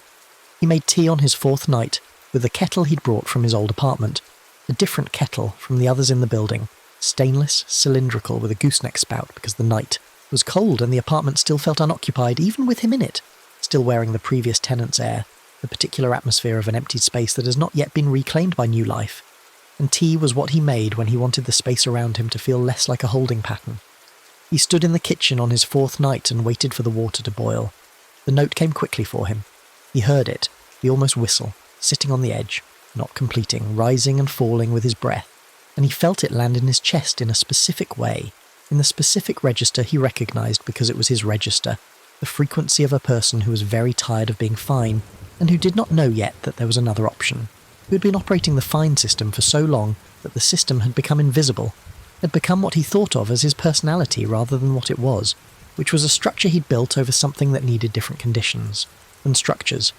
He was, on his 4th night in the apartment, more alone than he had ever been. Not in a dramatic way, not in a way that would have been legible to someone looking at him. He looked fine. He looked like a 27-year-old standing in his kitchen making tea in a new city, which was a normal thing, a fine thing. But underneath the fine, 4 nights of sleeping in a new place without a person or animal or familiar sound to calibrate the new space's wrongness, 4 days in a new job with new people and the performance of competence and positivity that new situations demand, 4 evenings in a small apartment on a street he didn't know, eating takeout at a folding table, scrolling through his phone to simulate the texture of connection, sending texts with exclamation points into a city he'd left, and being received by people who were busy with their own lives and who responded with warmth, but not with the specific warmth of proximity, of being in the same room. The note moved with his breath. The steam gathered its face shape. He looked at it. He looked at the ring on the counter. He looked at the mug's warmth. He said, and it came out of him before he could stop it, the way a cough comes out before you can be polite about it. "I don't know if this is fine." He stood in the kitchen and let that sit. "I don't know if this is fine," he said again, quieter, to the kettle, to the steam, to the kitchen, to the building, and whatever the building held in its walls, the note held. He touched the warm ring on the counter with one finger. He thought, one small kindness. He could call someone, not text, call. He could call his mother, whose voice he had not heard since before the move, who sent him texts with exclamation points of her own, who had cried when he left and said you'll be great with a conviction that was also a kind of grief. He could call her tomorrow, not with a report, not with an update, not to say I'm fine, but to hear her voice and let her hear his and let the call be what it was, which was, I miss you, expressed in the form of a phone call. He held the mug with both hands. He breathed once. The note fell, slowly, cleanly, into the kitchen's quiet. He turned the burner off and relit it, and the water came to a proper boil in minutes, and the whistle was clear and full, and he poured the tea and stood in his kitchen, and held the warmth in his hands and let it be warmth, received without conditions, without owing anything, without needing to have earned it first. He called his mother in the morning. Here is the thing about the building that I've been moving toward the whole time. The thing the story is actually about, which is not teacup oars. Teacup oars is only the name, and names are not the things they name, but the habit. The one the building had been tuning to for 60 years, the one that lived in every kitchen at midnight, in every resident who had ever stood at a counter with a kettle on the burner and the familiar sentence forming. The habit of saying I'm fine when you're not is so old it predates language. It is older than the specific words. It is a posture, a way of orienting the body and the face and the breath toward the world that communicates. Not a problem, keep moving, nothing to attend to here. It evolved because the world required it, because admitting need had costs that sometimes outweighed the benefit of having the need met, because the economy of vulnerability is unsteady, and most people have been charged more than the market rate at least once and learned from it. The habit is not wrong. The habit has uses. The habit keeps you upright on days that require you to be upright, and you cannot afford to be otherwise. The habit is part of the double hull that keeps the ship moving. But the habit does not know when to stop. That's the problem. The habit is a good worker with no concept of the end of the workday. It will keep the lid on indefinitely. It will say I'm fine to the kettle, to the steam, to the warmth offered at midnight by the specific gravity of a building that has learned your frequency. And then it will take the warmth away, turn the comfort into a simulation of comfort, a ring on the counter where the mug was but the mug never actually there. Teacuppers is not what feeds on this. I have been telling it as if there were a thing outside you that keeps the threshold open, a presence in the steam, and the note and the warm ring, and there is something. The building is real, the tuning is real, the frequency is real. But the suspension, the keeping of yourself at the edge, that is the habit's work. The almost whistle is the sound of a person who is almost letting themselves be okay, almost accepting the warmth, almost saying, tonight I will allow this. The almost is the habit's product. The habit suspends the completion the way a composer prolongs a resolution, except without the intention toward eventual resolution, without the promise of arrival. Just the prolonging, indefinitely, the maintenance of the almost as a permanent condition. And what Teacuppers does, what the building does, what the tuning does, is make the almost audible, make the suspension visible, make the withheld warmth tactile, present, warm at the rim, so that the refusal of it cannot be unconscious, cannot pass through without being noticed, cannot happen with the automatic efficiency of a habit that has made itself invisible. It makes you see what you're doing. That's all. Whether you then do something different is yours. On a Sunday in late December, Mara was in the laundry room on the basement level of 412 Mercer Street. The basement that Carver had been to once, years ago, low-ceilinged and mineral-smelling, the boiler behind its chain-link enclosure. The laundry room was off the main basement hall, better lit than the rest of the basement, with 4 washers and 4 dryers and a folding table in the particular atmosphere of shared laundry rooms everywhere, which is the atmosphere of intimate domesticity conducted in a semi-public space, strangers' clothes tumbling together, the laundry of other lives on display. Julia was there already, folding a cotton sweater with the focused attention she brought to everything physical. Carver was loading the second washer, moving slowly, the way he'd been moving since March, a pace that was less hurried than it used to be, less efficiently directed, as if he'd decided to let the distance between actions be a real distance rather than something to be minimised. Jordan was sitting on the folding table doing something on his phone with one earbud in, waiting for his dryer cycle to finish. None of them knew in any explicit way what the others had experienced in their kitchens. But they were all in the laundry room at the same time on a Sunday afternoon, which happened sometimes in buildings, the rhythms aligning, the orbits of separate lives intersecting at the practical, hubs of shared infrastructure, and they were together in the way residents of a building are together, which is a specific kind of together, proximate, familiar with each other's sounds and schedules, and the broad strokes of each other's existence without knowing the interior of it, sharing a building the way cells share a body, each with its own function, the whole not requiring them to coordinate but benefiting from their coexistence. Julia said, to the room in general, folding, "Does anyone else hear the kettle sound at night?" The room went quiet in a way rooms go quiet when something true has been said. Carver finished loading the washer and didn't turn around immediately. Jordan took out his earbud. Mara said, "Yes." And then they were talking, the 4 of them in the laundry room with the washers going and the building's particular mineral smell and the low ceiling and the fluorescent tubes, talking about it, not explaining it, not collectively rationalising or debunking it, but talking about it with the honesty of people who have already been through the private part of the experience and have arrived at the other side of it, where the thing can be named without being diminished. Julia said, "It sits on the pitch of the Elgar's first entrance." She said it matter-of-factly, a musician identifying a frequency, and then said, which I think is not a coincidence, although I cannot explain why. Carver said, "It was my son's favourite sound." He meant the specific note, not the kettle. He meant a note his son had been able to produce by running a wet finger around the rim of a wine glass when he was 7 years old, a trick Declan had learned from a cousin and performed at every family dinner for 3 years with absolute delight. Carver said, "I had forgotten about the wine glass until the kitchen." He said it simply, without drama, the way you report something you found after losing it. Jordan said, "I think I needed it to be obvious." He said, "I'm good at not. Noticing when I'm not fine. I needed it to be more obvious than I could not notice." Mara said, "Me too." The washers went. The building breathed around them, upstairs, on each floor, in each kitchen with its kettle and its burner and its late-night window. Percival Aduya, in 1A, pouring his clean ordinary tea. Ria Park in 5C sitting at her kitchen table with a full mug, a meal on the counter, the evening light coming through the street window. Thomas Weil in 6A, whose 2 to 4 had narrowed to 2 to 240 and was still narrowing. The building stood on its corner of Mercer and accumulated its frequencies and tuned itself to its residents, the way it had been doing since 1961, patient and structural and without demand. And here is what Teacup keeps when you dismiss comfort. It keeps the moment, the exact moment, the steam still in the air, the note still in the spout, the warmth still in the rim. It keeps all of it in suspension, preserved at the instant of refusal so that the refusal doesn't actually close anything, doesn't actually conclude anything, doesn't allow the story to end in the way you intended when you said "I'm fine." You said "I'm fine" to close the subject, but the subject doesn't close. The moment persists, suspended in the building's walls, in the kettle's silence, in the rings on the counter, in the fog of the window clearing and re-clearing its oval. Always the same oval, always the same approximate size and placement. The size and placement of a face held up against glass from outside, patient and without features, waiting. You will make the tea again tomorrow night, or the night after, or on the next rainy night when the comfort is called for and the ritual begins.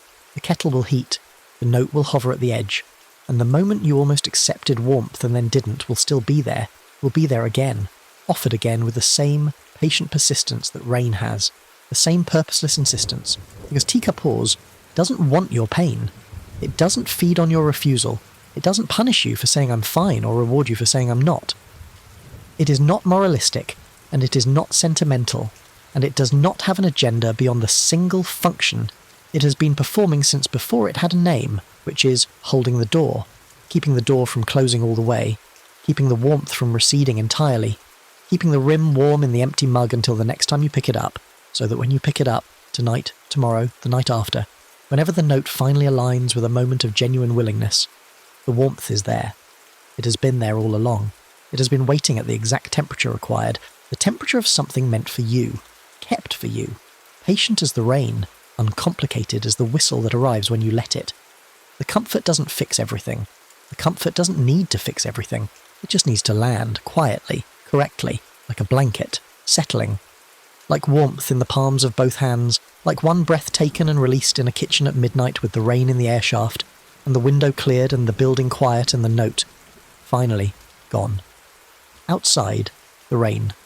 The rain drapes the night in a steady hush, and the city continues its business, and the windows of 412 Mercer Street glow in their various ways, some dark, some warmly lit, some fogged in the ordinary manner of a heated interior meeting, cold glass. The building stands on its corner the way it has stood since 1961, double-hulled against the weather, its 14 units holding their 14 versions of the private life, their 14 arrangements of habit and loss and warmth, and the particular discipline of getting through the night. In the kitchens, the kettles. In the kettles, the heat. At the edge of the heat, patient and thin and sustained at the exact frequency of a breath. You almost whistle, always there, always ready, always holding the door, waiting for you to stop calling it unnecessary. Waiting for you to let it be what it is, which is what it has always been. Not a haunting, not a judgment, not a lesson to be learned and applied and checked off. Just warmth, offered, staying warm until you're ready. Just the moment before the kettle whistles, held open as long as you need, the duration of one breath, or 10, or the full length of a rainy season. The duration of your willingness, the duration of your return. The next story is about to begin, please relax and enjoy. Rain had turned the whole neighbourhood into something that didn't quite belong to the waking world anymore. Mara knew this street. She'd walked it 100 times in daylight, knew the house with the wind chimes made from old silverware, knew the yard where someone had been attempting a vegetable garden for 3 consecutive years with increasingly philosophical levels of failure, knew the particular give in the sidewalk near the Hendersons' driveway, where a tree root had been pushing up through the concrete for so long it had become a landmark rather than a hazard. She knew this street the way you know a place you've never paid much attention to, which is to say she knew its shape without knowing its character, the way you can live next to someone for years and know their car but not their name. In rain, at 1:30 in the morning, she didn't know it at all. The water had changed everything's relationship to light. Dry concrete absorbed the amber glow of the street lamps and gave nothing back, but wet concrete held the light on its surface like a skin, throwing it forward in long, distorted ribbons that stretched toward her and away from her simultaneously, so that the street appeared to be offering her a direction she hadn't chosen. The puddles were everywhere. Shallow ones near the curbs where the drainage was poor, deeper ones near the drain at Vennick and Ash, where something had been partially clogging the grates since September, and the city hadn't gotten around to it. Mara had submitted a maintenance request. She had submitted it twice. The puddle remained. She was wearing the grey t-shirt she'd slept in the previous night, or tried to sleep in, or worn while lying horizontally in the dark performing sleep without achieving it. Soft joggers with a fraying drawstring she kept knotting and unknotting absent-mindedly. The old canvas sneakers that had gone soft and shapeless from years of exactly this kind of use. Not exercise, not occasion, just the habitual walking she did when staying inside became a specific kind of suffocation. She hadn't taken her phone. She'd thought about it, stood in the hallway with the apartment key in her hand and her phone on the entry table, and made a deliberate choice to leave the phone behind, and now she was 40 minutes into a walk that had taken her 3 blocks past where she'd planned to go, and she didn't know exactly what time it was, except that it was late enough to feel genuinely unreasonable. She'd been sitting on the edge of her bed before that, for a long time, looking at the water stain on the opposite wall, a large diffuse shape that spread from the corner where the ceiling met the wall, the kind of stain that real estate listings describe as showing signs of prior moisture in the cheerful passive tense that implies resolution without providing it. She'd noticed the stain 8 months ago. She'd mentioned it to the landlord 4 months ago. She'd mentioned it again 3 months ago, with a photograph this time, and the landlord had said someone would come have a look, and no one had come. And she'd stopped mentioning it because she'd learned some time in her mid-30s that there was a particular kind of losing that you had to complete internally before the outer situation could stop costing you energy. Let the stain be there. Let the stain have always been there. Stop paying rent inside your own head on the damage someone else was responsible for repairing. She'd given that piece of advice to someone too. She gave it to herself occasionally and found it approximately as useful as most advice given to oneself, which was to say she understood it completely and applied it rarely. The rain fell in a way that wasn't quite falling. More like an atmosphere, cool and saturated, present against the skin rather than landing on it. The kind of precipitation that doesn't respond well to umbrellas, because it arrives from all directions at once, condensing out of the air, rather than descending through it. She was wet in a diffuse, total way within the first 5 minutes, not soaked the way a downpour soaks you, but permeated, the mist finding its way into the weave of the t-shirt and the gap between her collar and her neck, and the thin skin above her eyebrows. It was cold, but not unpleasant. It was the kind of cold that was also a form of attention. It kept her present in her body when her mind kept trying to drift back to the apartment, back to the nightstand, back to the phone she'd left behind and the contact information on it she'd been not quite using for 9 months. Marcus. She'd been not thinking about Marcus so consistently and so deliberately that not thinking about him had itself become a form of thinking about him. The way not touching a bruise is a way of being constantly aware of the bruise. She circled him in her thoughts the way her tongue circles a sawtooth. Not to make it better, not really, just to confirm it was still there, still sore, still hers. 3 weeks ago she'd been sitting in Della's kitchen. Della's kitchen was where the honest conversations happened. Not because Della's kitchen was particularly conducive to honesty, but because Della kept the lights dim there in the evenings and the chairs were comfortable, and there was always something on the stove making a low domestic sound. And all of this combined created the particular atmosphere in which people said what they actually meant instead of the managed version. Mara had been saying the managed version for so long that saying the actual version felt physical, like reaching into a deep pocket and finding something she'd lost the memory of losing. She'd said, "The thing I can't get past is that I know exactly what happened. I know my own part in it. I know I preemptively pushed him away because I was afraid he'd leave on his own terms and I wanted it to be on mine. And I know that's a pattern, and not just a circumstance.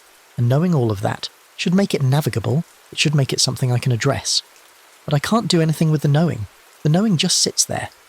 Della had listened the way Della always listened, which was with her whole body, turned slightly toward you, hands wrapped around a mug. "That's not a problem of understanding," Della had said. "You've understood it for years. You've understood the pattern, probably since the 2nd or 3rd time you ran it. Understanding the pattern is the thing you do instead of interrupting the pattern. It's a more sophisticated form of avoidance. Mara had sat with that for a moment. Then she'd said, "That's almost exactly what I told you about the thing with your sister." Della had smiled in the crooked way she had. "I know, I learned it from you.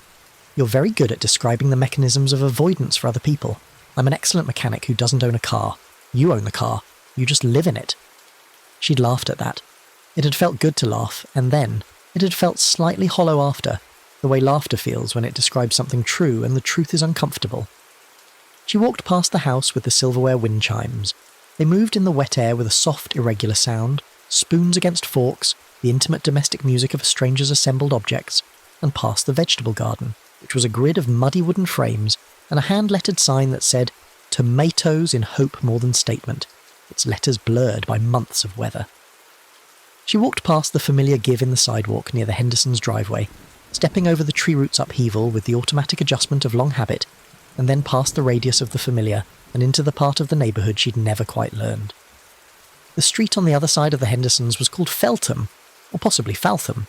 She'd never been sure and had never needed to look it up because she'd never had reason to go there. It was narrower than Venwick, the houses set slightly closer together, the trees older and larger, their branches forming a partial canopy that even in February retained enough mass to alter the quality of the air beneath. The streetlights here were spaced differently. 2 in a row and then a gap, 2 in a row and then a gap, so that you moved through alternating bands of amber light and relative dark, and in the dark bands the shapes of things required more interpretation. She'd been on Feltham for maybe 3 minutes when she saw the chalk. An arrow, pale, with the slightly blurred edges of something that had been applied in the last hour or two, and hadn't been given time to dry before the mist found it. It was on the sidewalk ahead of her, maybe 12 feet, pointing in the direction she was already going. She stopped and looked at it. It was a very ordinary arrow, shaft, barb, a deliberate thinning of the line where the draw had lifted their wrist at the end. Someone's child had been out here this afternoon, or this evening, before the worst of the wet, drawing arrows and circles and whatever else children draw on sidewalks in the unstructured hours between school and dinner. She had a brief, soft image of this.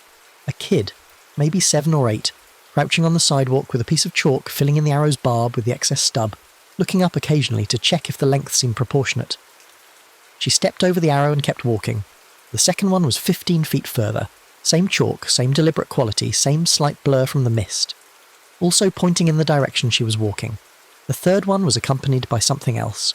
A small circle, drawn around a spot on the sidewalk about 8 inches ahead of where her next step would naturally land. She looked at the spot inside the circle. It was a raised edge where 2 slabs of concrete met at an imperfect seam. The kind of small lip that catches the toe of a shoe when you're not watching your feet. The kind of thing that trips people occasionally, more often in the dark. She stood for a moment, looking at the circled hazard. Then she looked at her own feet. Then at the street ahead of her. She stepped around the seam, carefully, deliberately, as instructed by the chalk, and felt something she didn't have an immediate name for. Not quite unease. Something more like the feeling of noticing that you've been following a rule without knowing where the rule came from. More arrows ahead. She walked and they appeared, always at the limit of comfortable visibility, always directing her forward or, occasionally, into a slight adjustment. Step here, not there. She followed them the way you follow a path you didn't make. Not because you've decided to trust it, but because the alternative requires a decision you haven't fully formed yet. She started paying attention to what was behind her about 10 minutes in. The wet concrete should have held her footprints. It was dry enough to leave. Impressions. She could feel the slight stickiness of the top layer under her soles, but damp enough that the impressions should have persisted for a few minutes at least, the compressed surface holding the shape of her shoe until the ambient moisture equalised. She turned around to look.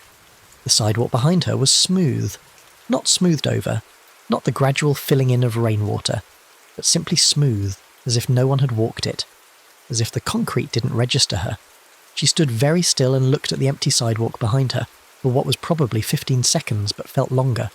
Then she turned around and looked at the arrows ahead of her, and at the ones behind her, and found that the ones behind her were also gone. She'd been watching the new ones appear and hadn't registered the old ones disappearing, but they were gone, not blurred or washed away, just absent, the concrete returning to its baseline state with no record of having held instruction. The trail was only ever forward. She put this in the part of her mind that handled things she was going to think about later, and she kept walking. The legend wasn't something Mara had ever heard directly. It wasn't the kind of thing that got told at parties or written in local history pamphlets or mentioned in any context that a person moving through ordinary life would encounter. It was the kind of thing that passed between people who'd been in a neighbourhood long enough to absorb it through proximity. The kind of thing an older neighbour mentioned while pulling a hose across a front yard, or a landlord let slip in the middle of a conversation about something else, leaving a fragment that lodged without context and stayed. Mara had heard it from Mr. Ozell, who lived at the far end of Venwick in the house with the dark green siding that he'd painted himself the summer before last. He was in his early 70s, a retired civil engineer with extremely specific opinions about drainage infrastructure and a habit of standing on his front porch in all weather, watching the street with the alert patience of someone who had assigned himself the role of noticing. She'd stopped to talk to him 3 or 4 times over the years, always briefly, always the slightly formal conversational exchanges of people who live near each other without quite being neighbours. She'd stopped once in the fall, October, maybe early November, the night when the first real cold of the season had arrived, and she'd been walking to clear her head after a difficult phone call, and he'd been on his porch in a fleece jacket with a mug of something, and he'd asked if she'd seen the chalk that week. She'd said she hadn't. He'd said there was chalk on the sidewalks every few months when the weather was right for it. He'd said it with the tone of a person describing a predictable local phenomenon, a flooding pattern, a recurring noise complaint, rather than anything extraordinary. She'd asked what he meant. He'd looked at her for a moment with the evaluating expression of someone deciding how much to explain, and then he'd said, "Local kids, probably. That's the easy explanation, and it's probably right." But the old story around here is that it's something that lives in the wet concrete. Fog chalk, they called it. A teacher-type thing, patient. Not malicious exactly, more like a corrective. The story goes it feeds on the gap between what you tell other people and what you do yourself. The advice you hand out freely and refuse to take. She'd made the sound of someone finding this charming rather than meaningful. He'd looked at her sideways and said, "The specific thing to know, if you believe any of it, is that it's looking for one particular moment. Not when you're confused. Everyone's confused. It's looking for the moment you want to give the responsibility over, the moment you want to say, 'I don't know,' and mean it as a surrender rather than an honest statement. When you want the street to decide for you, because deciding yourself has started to feel like more than you should have to do." She'd said, again, that it was an interesting story. He'd nodded and said, "Stay off Feltham after midnight," in the same tone he'd say the drain at Prewet backs up in heavy rain, and she'd laughed, and he'd not quite laughed with her, and she'd walked home. She was on Feltham.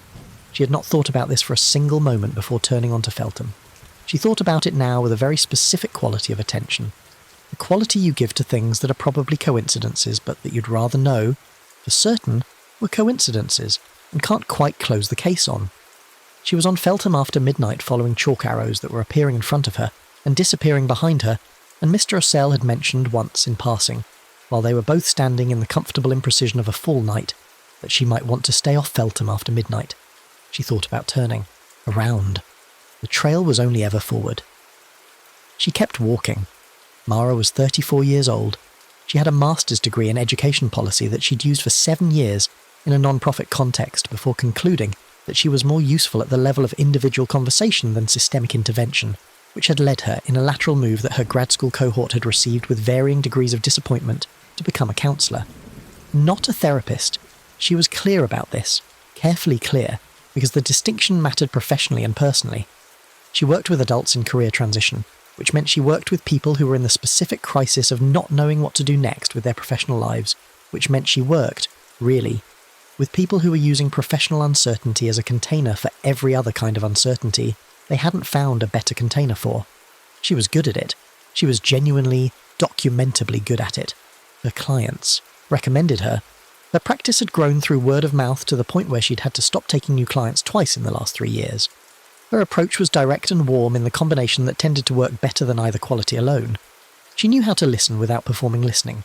She knew how to ask the question that arrived underneath the question that had been asked. She knew how to sit with someone in their uncertainty without rushing them toward false resolution, and she knew, equally, how to recognise when someone was using their uncertainty as a residence rather than a temporary state, when they'd moved their furniture into the not knowing and started paying rent. She charged $120 an hour and she was worth it, and she thought about this sometimes with something that was not quite pride, more like the small private satisfaction of having become genuinely useful to the world in a specific and measurable way. She was also deeply, structurally unable to apply most of what she knew to herself. This was not unusual. It was, in fact, so common among people in helping professions that it had been the subject of her own informal research interest since her early 20s, when she had first noticed that the most insightful people she knew were rarely the most functional. That insight and function were not, as she'd naively assumed, points on the same line, but were sometimes in active tension, as if the precision of the analysis was itself the mechanism of the paralysis. You could describe a pattern with such clarity and such complete understanding of its origins and mechanisms that the description became a substitute for the interruption. You named the thing, and the naming felt like progress, and you were still doing the thing. She had named herself precisely. She had a detailed, accurate map of her own interior. The abandonment anxiety that had organised itself into preemptive withdrawal, the perfectionism that wore the costume of high standards, the conversational intelligence she used to keep people at the exact distance where she could help them without being helped by them. The way she'd learned, young, that being the person with the answers meant you were never the person in need of answering, and how much safety she'd built on that asymmetry, and how much of her adult life had been conducted from inside that safety, and how much the safety had cost her. She had this map. She had had it for years. She looked at it sometimes the way you look at a map of a city you've never visited, with genuine interest, with recognition of its accuracy, without any current intention of travelling there. Marcus had been the latest in a series of people who'd lived with her long enough to become real to her, real in the specific sense of being not curated, being themselves rather than the version she helped them be, and for whom her realness in return had been both the thing that drew them closer and, eventually, the thing that made staying complicated. Not because she was unkind or dishonest, she was neither, but because being real for Mara meant being unreachable in a fundamental way, as if full arrival was always deferred, as if there was always one more layer she was still in the process of deciding about. Marcus had said that last morning, after the conversation that had been building for months, "I think you're the most self-aware person I've ever been with. I also think you use that awareness the way other people use stonewalling. You know yourself too well to be challenged and not well enough to be changed." She'd said, "I know." He'd looked at her for a moment and then said quietly, "That's exactly what I mean." She'd understood immediately what he meant. She'd understood it so completely and so instantly that she'd known there was nothing useful left to say, so she'd said nothing, and he'd nodded once slowly, and 3 weeks later he'd moved his things out on a Tuesday, while she was at work, leaving a note on the kitchen table that said, "Take care of yourself, Mara." I mean that literally. She'd folded the note and put it in the kitchen drawer where she put things she wasn't ready to decide about. It was still there. She walked through a band of amber streetlight and into a stretch of relative dark on Feltham, and the chalk arrow at the edge of the dark band was closer to her than the previous ones had been, as if whatever was leaving them had shortened the interval, had determined that she didn't need as much lead time as before. The mist thickened slightly in the dark stretches, visible in the streetlight glow at the edges, as a soft white density that blurred the outlines of the parked cars and the fence lines and the low shapes of the sleeping houses. She heard a sound she couldn't immediately categorise. Low, soft, recurring. Not quite a drip, not quite a voice. Somewhere between a sound the environment made and a sound a presence makes, the kind of noise that occupies the border between ambient and deliberate, that makes you stop walking and tilt your head and say nothing because you're still deciding whether you imagined it. She stopped walking. The sound continued for 3 seconds, 4, 5, and then resolved into what it almost certainly was. Water moving through a downspout somewhere behind a fence, the architectural gurgling of rain navigating old pipes. She exhaled slowly through her nose. She kept walking. The word appeared ahead of her at the edge of the next light. Chalk, like the arrows, but arranged into letters. 5 or 6 of them. She couldn't quite tell from here. The mist and the distance conspiring to blur the individual characters into a shape she could almost read, the way a word almost becomes itself in the second before you focus on it, and it snaps into legibility. She walked toward it. The letters seemed to shift slightly as she approached, not individually but collectively, the whole word, making a small adjustment in the way a picture seems to straighten itself when you tilt your head. Or perhaps she was tilting her head and interpreting the word as moving. She was maybe 6 feet away when the chalk began to spread. Not washing away, spreading laterally and with a slowness that was almost purposeful, the letters softening at their edges and extending in both directions, until the characters overlapped and bled into each other, and what had been a word became a long pale streak without readable content. She stood and watched the last of the legibility dissolve into the general wet of the concrete, and then crouched and looked at what was left. Streaks, faint ones. They lay in a rough line, and if she squinted she could imagine the negative space of the letters still. Not the letters themselves, but the shapes that letters of approximately that width and height would cast if you could see around them. Like an afterimage. except she'd never quite gotten the image in the first place. She ran her index finger across one of the streaks. The chalk was cold against her fingertip, and wet, freshly wet. Not the gritty dryness of old street chalk, but the smeared softness of chalk applied recently. Chalk that hadn't been there an hour ago. She rubbed her fingertip against her thumb. Pale blue. The chalk was pale blue. She looked at her fingertip for a moment. Then she stood up and kept walking. The thing about being a counsellor was that you spent a significant portion of your working life helping people understand that the stories they told about themselves were often accurate in their details and entirely wrong in their interpretation. Someone would give you a precise chronological account of their professional history, every choice made, every opportunity taken or not taken, every relationship that had or hadn't worked, every moment of doubt or conviction, and the account would be factually correct and the conclusion drawn from it would be so distorted by the angle of the telling that it bore almost no relationship to what an outside observer would see. She'd sit across from someone. She worked in a small, deliberate office she'd set up in the second bedroom of her apartment, warm lit, intentionally without a desk to avoid the authority gradient. And she'd listen to the account and hear, underneath the account, the organising narrative that had been deciding which facts to include, which to minimise, which to describe in active versus passive voice, which to assign causality, and which to treat as weather. And she'd ask, usually after a long enough silence, that the person across from her had stopped waiting for a response and started generating their own. What would someone who loved you say about this same period? Not, what would a therapist say? Not, what's the most charitable interpretation? Specifically, someone who loved you. Because love changed what you'd allow yourself to acknowledge. You'd let love tell you things you'd defend yourself against from anything that felt like judgment. It was a good question. She used it often. It landed well. She'd never asked it about herself, or rather, she'd asked it at the surface, had heard what Marcus would say, what Della would say, had nodded internally at the accuracy, without letting the answer do anything. The question worked because it bypassed the ego's defences. She'd found a way to have the defences still up while technically allowing the question. She was thinking about this as the puddle came into view. It was large, larger than the one at Vennick and Ash that she'd submitted 2 maintenance requests about. A wide, shallow pool that spread from the curb almost to the edge of the sidewalk, trapping the light from the lamppost above it, and holding it as a fractured, wavering shape on the dark water. She'd need to step around it. She moved to the right, toward the grass verge, and the arrow on the sidewalk curved. She'd been watching the arrows less. Consciously, they'd become background, curved to the left toward the puddle. She stopped, looked at the arrow, looked at the puddle, looked at the arrow again.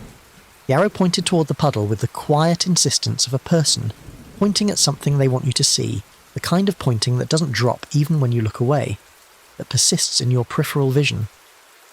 She looked into the puddle. The surface was disturbed slightly by the ambient mist, not rippling exactly but textured.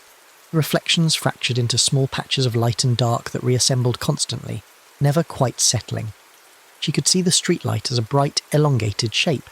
She could see the dark of the sky. She could see the blurred undersides of nearby branches. She could see something tall at the far edge of the puddle that was not reflected from anything on the street. She looked up immediately. Empty street. A car 2 houses down. The lamppost. The dark fronts of houses. No one. She looked back into the puddle. Still there. At the far edge, in the part of the reflection that corresponded, roughly, given the geometry of how puddles reflect, to the space between 2 parked cars across the street. A tall shape. Upright. Not doing anything. Not moving, not gesturing, just standing. The quality of the stillness was the specific thing, not the stillness of an inanimate object, which is absolute and indifferent.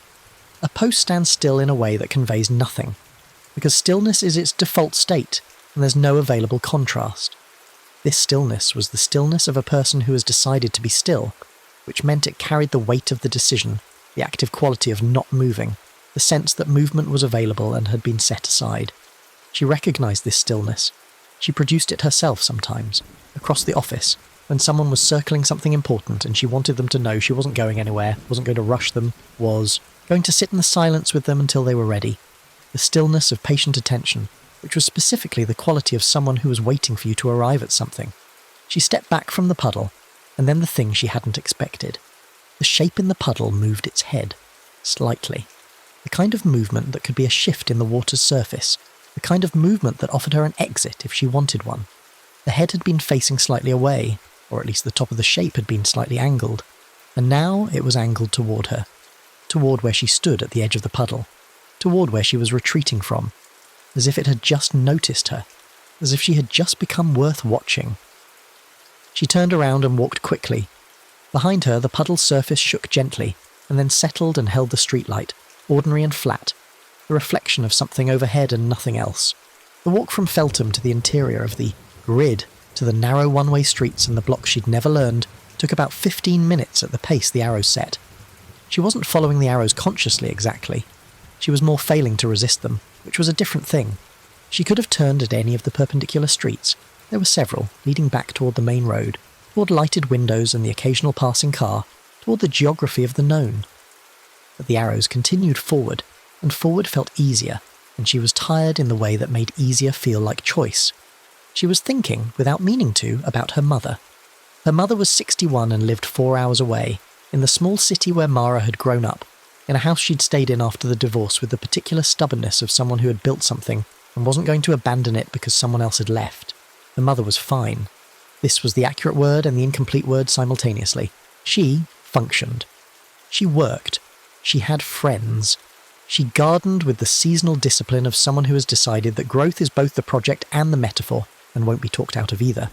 She was fine in all the ways that the question "are you fine" is designed to measure, and in none of the ways that mattered beyond the measurement. Mara called her every Sunday. The calls lasted 35 to 40 minutes, and covered the practical and the slightly personal, and stopped at the edge of the genuinely personal with the shared understanding of two people who love each other, and have decided, in the absence of any explicit negotiation, that love in their family registers as reliability and consistency, and not requiring too much. Her mother never said anything that could be interpreted as needing help. Mara never said anything that could be interpreted as struggling. They talked about the garden, about Mara's practice, about local news from the city, about the occasional book one of them had read. Once in a while they talked about Mara's father, briefly, with the careful tone of people discussing an accident that happened long ago, and has been adequately processed. The accident had not been adequately processed. Mara knew this. She'd known it since her first year of graduate training, when she'd sat across from her own counsellor, a programme requirement, 18 months of personal sessions, which she'd undertaken with the intellectual engagement of a student and the emotional availability of a locked building, and heard the organising structure of her life described back to her with such precision that she'd gone home and sat on the floor of her bathroom for 20 minutes, not crying, just sitting in the specific quality of being accurately known, without knowing what to do with the knowing. Her father had left when she was 9. He hadn't left dramatically. There was no blow-up she could point to, no single scene that organised the story into a before and an after. He'd simply become less present over the course of a year or two, and then one day he'd been fully absent, and her mother had explained this with the kind of practical calm that was either admirable composure or a model of suppression, depending on how you looked at it. And Mara had watched her mother be fine and had decided, as 9-year-olds decide things, without the decision feeling like a decision, the way the most formative choices are made, that the way you survived someone's leaving was to not require them to stay, that you made yourself sufficient, that you learned to be the helper and not the helped, the knower and not the one who needed knowing, and that way the leaving could only take so much of you because you'd never given so much of yourself to the leaving. She'd been 9 years old and she'd been approximately right, which was the problem. The strategy had worked. It had worked extremely well, for an extremely long time, and the things that work for a long time accumulate a momentum that's very hard to argue with. She'd talked about all of this. She'd talked about it with her own counsellor, with Della, with a few intimate friends, even, in the measured way she permitted intimacy, with Marcus. She'd talked about it accurately and with insight, and she'd continued doing every single thing the pattern prescribed, just with better language for why. The chalk arrow ahead of her curved left. She followed it. The street it led her onto was one she didn't recognise at all. The sign was too far in shadow to read, and the houses here were slightly different in character, older, a few of them with the particular look of having been rented out for long enough that no one felt responsible for them in a personal way. A front yard with a broken fence rail and no particular urgency about the break. A window with a plastic sheet in place of glass, a plastic taped around the frame with the conscientious effort of a temporary solution that had become permanent. A porch light left on above a door that clearly didn't need the light on.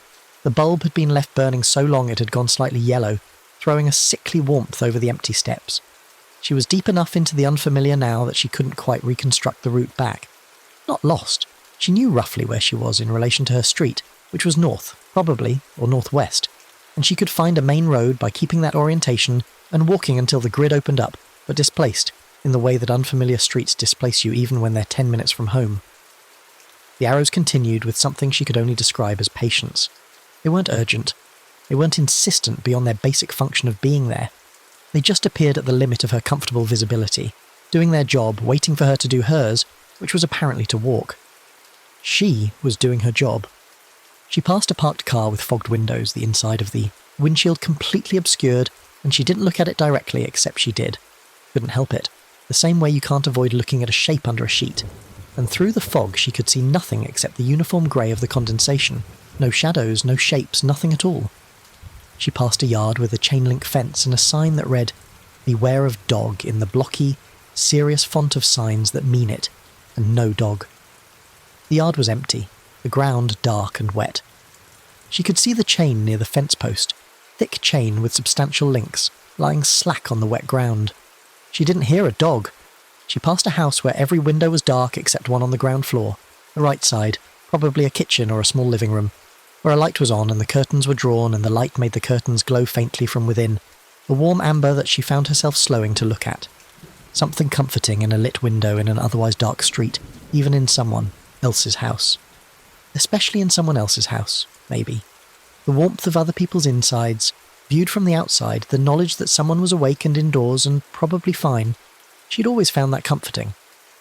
Even as a child, walking home from Della's house, they'd been friends since they were 11, in the early dark of winter evenings she'd liked the lit windows, liked the small contained domesticity they implied, the meals and conversations and ordinary evenings they held behind the glass, the simple fact of people being in their houses together, not needing anything from outside.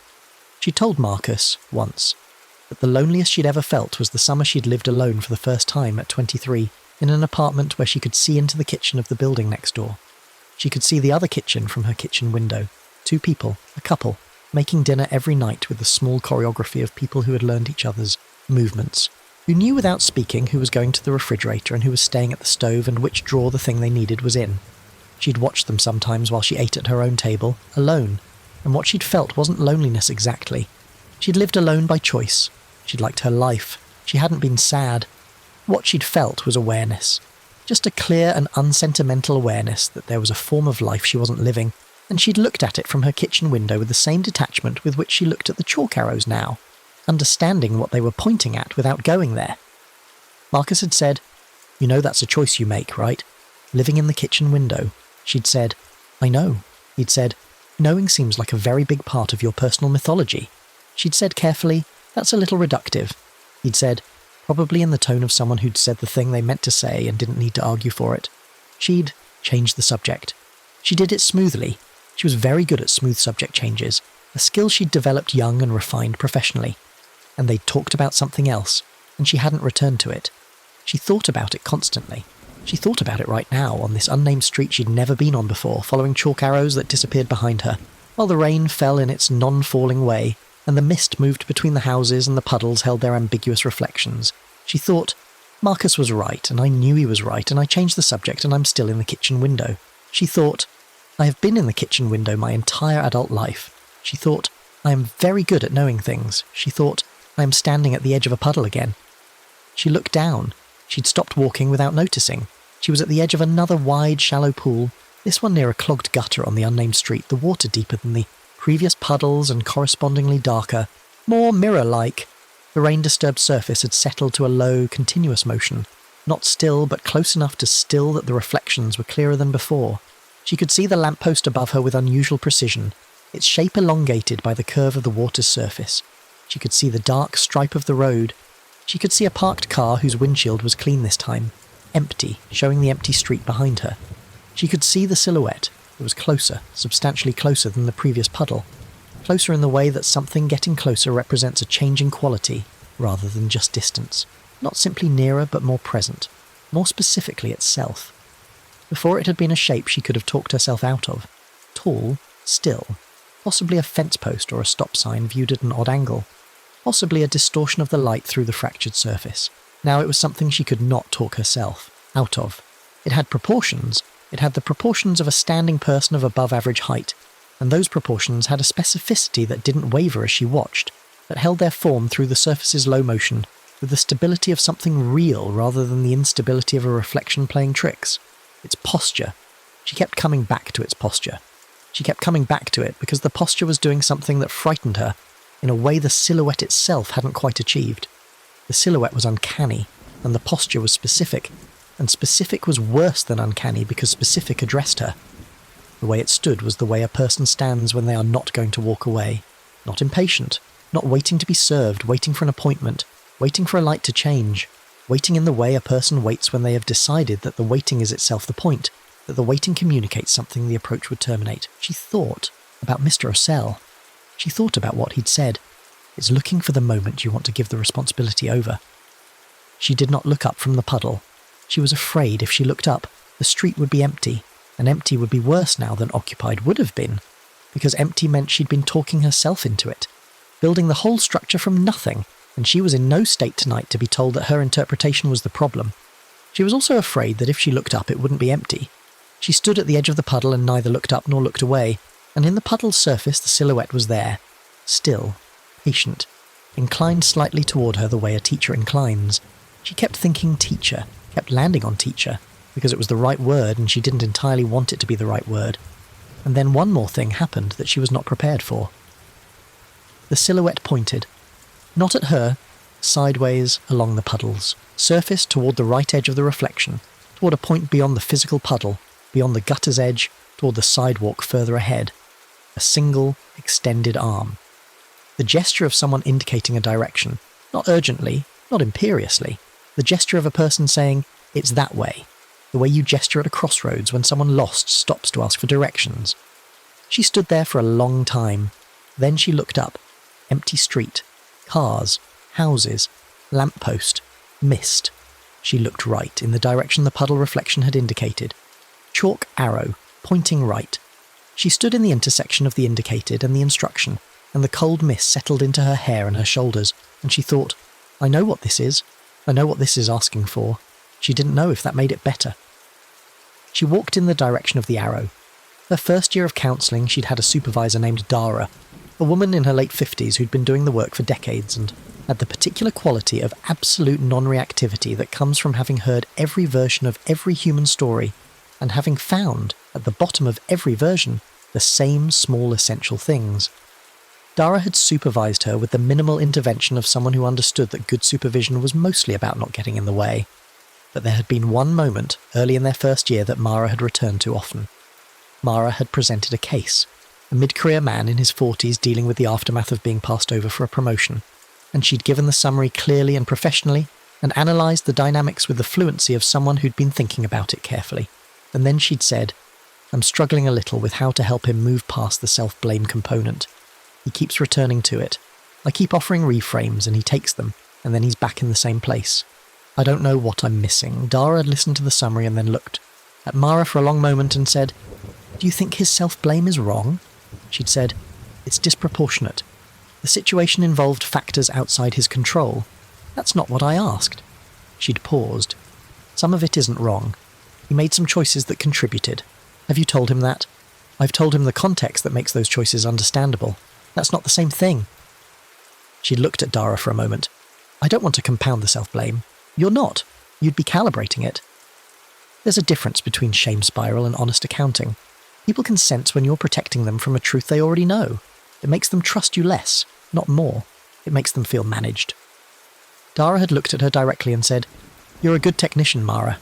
Be careful you're not using the technique to maintain a distance you're more comfortable with than they are.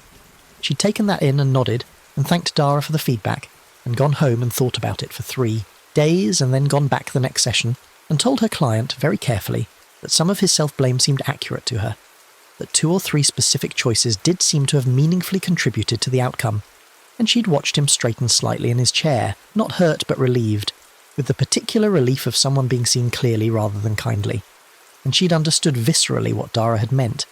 She'd been a better counsellor after that. She had not subsequently allowed anyone to do for her what she'd done for her client. The arrows led her around a long curve in the unnamed street, and then straight for 2 blocks, and then left into a street whose sign she could read from here. Carlo Lane, small and residential, the houses set back further from the sidewalk than usual, the yards wide and dark, the lampposts placed at long intervals so the darkness between them was substantial. She walked through it, and the chalk appeared as it had been appearing, patient and persistent, and the rain mist held its quality, and the night held its quality, and she walked with the specific thoughtlessness of someone who has been thinking for so long that thinking has become a kind of weather. She moves through rather than a process she's directing. She was thinking about the note Marcus had left. "Take care of yourself, Mara. I mean that literally." She'd put the note in the kitchen drawer, and she knew exactly where in the drawer it was. Under the takeout menu she never used, folded once. She'd taken it out 3 times in 9 months. Not to read it. She'd memorised it. It was 3 lines on a post-it note. There was nothing to reread. She took it out to hold it. She didn't know what she meant by that, except that it was true. She took it out and held it for a minute and put it back. She told a client once, "When something is too difficult to address and too important to discard, we tend to find intermediate gestures, small rituals of proximity. Not the work, not the release, just holding." Her client had said with sudden surprised recognition, "Like the note from my father." She'd said, "Tell me about the note from your father." She had a note in a kitchen drawer. The street curved, and at the end of the curve, where a lamppost stood slightly off-centre on the sidewalk, either badly placed originally or shifted over the years by the movement of ground, she saw the full configuration of chalk marks at once, because they'd been laid in a pattern rather than a sequence, and the pattern was only visible from the right angle from far enough back. It was a rough circle, about 6 feet in diameter, centred on a spot on the sidewalk slightly inside the lampost's circle of light.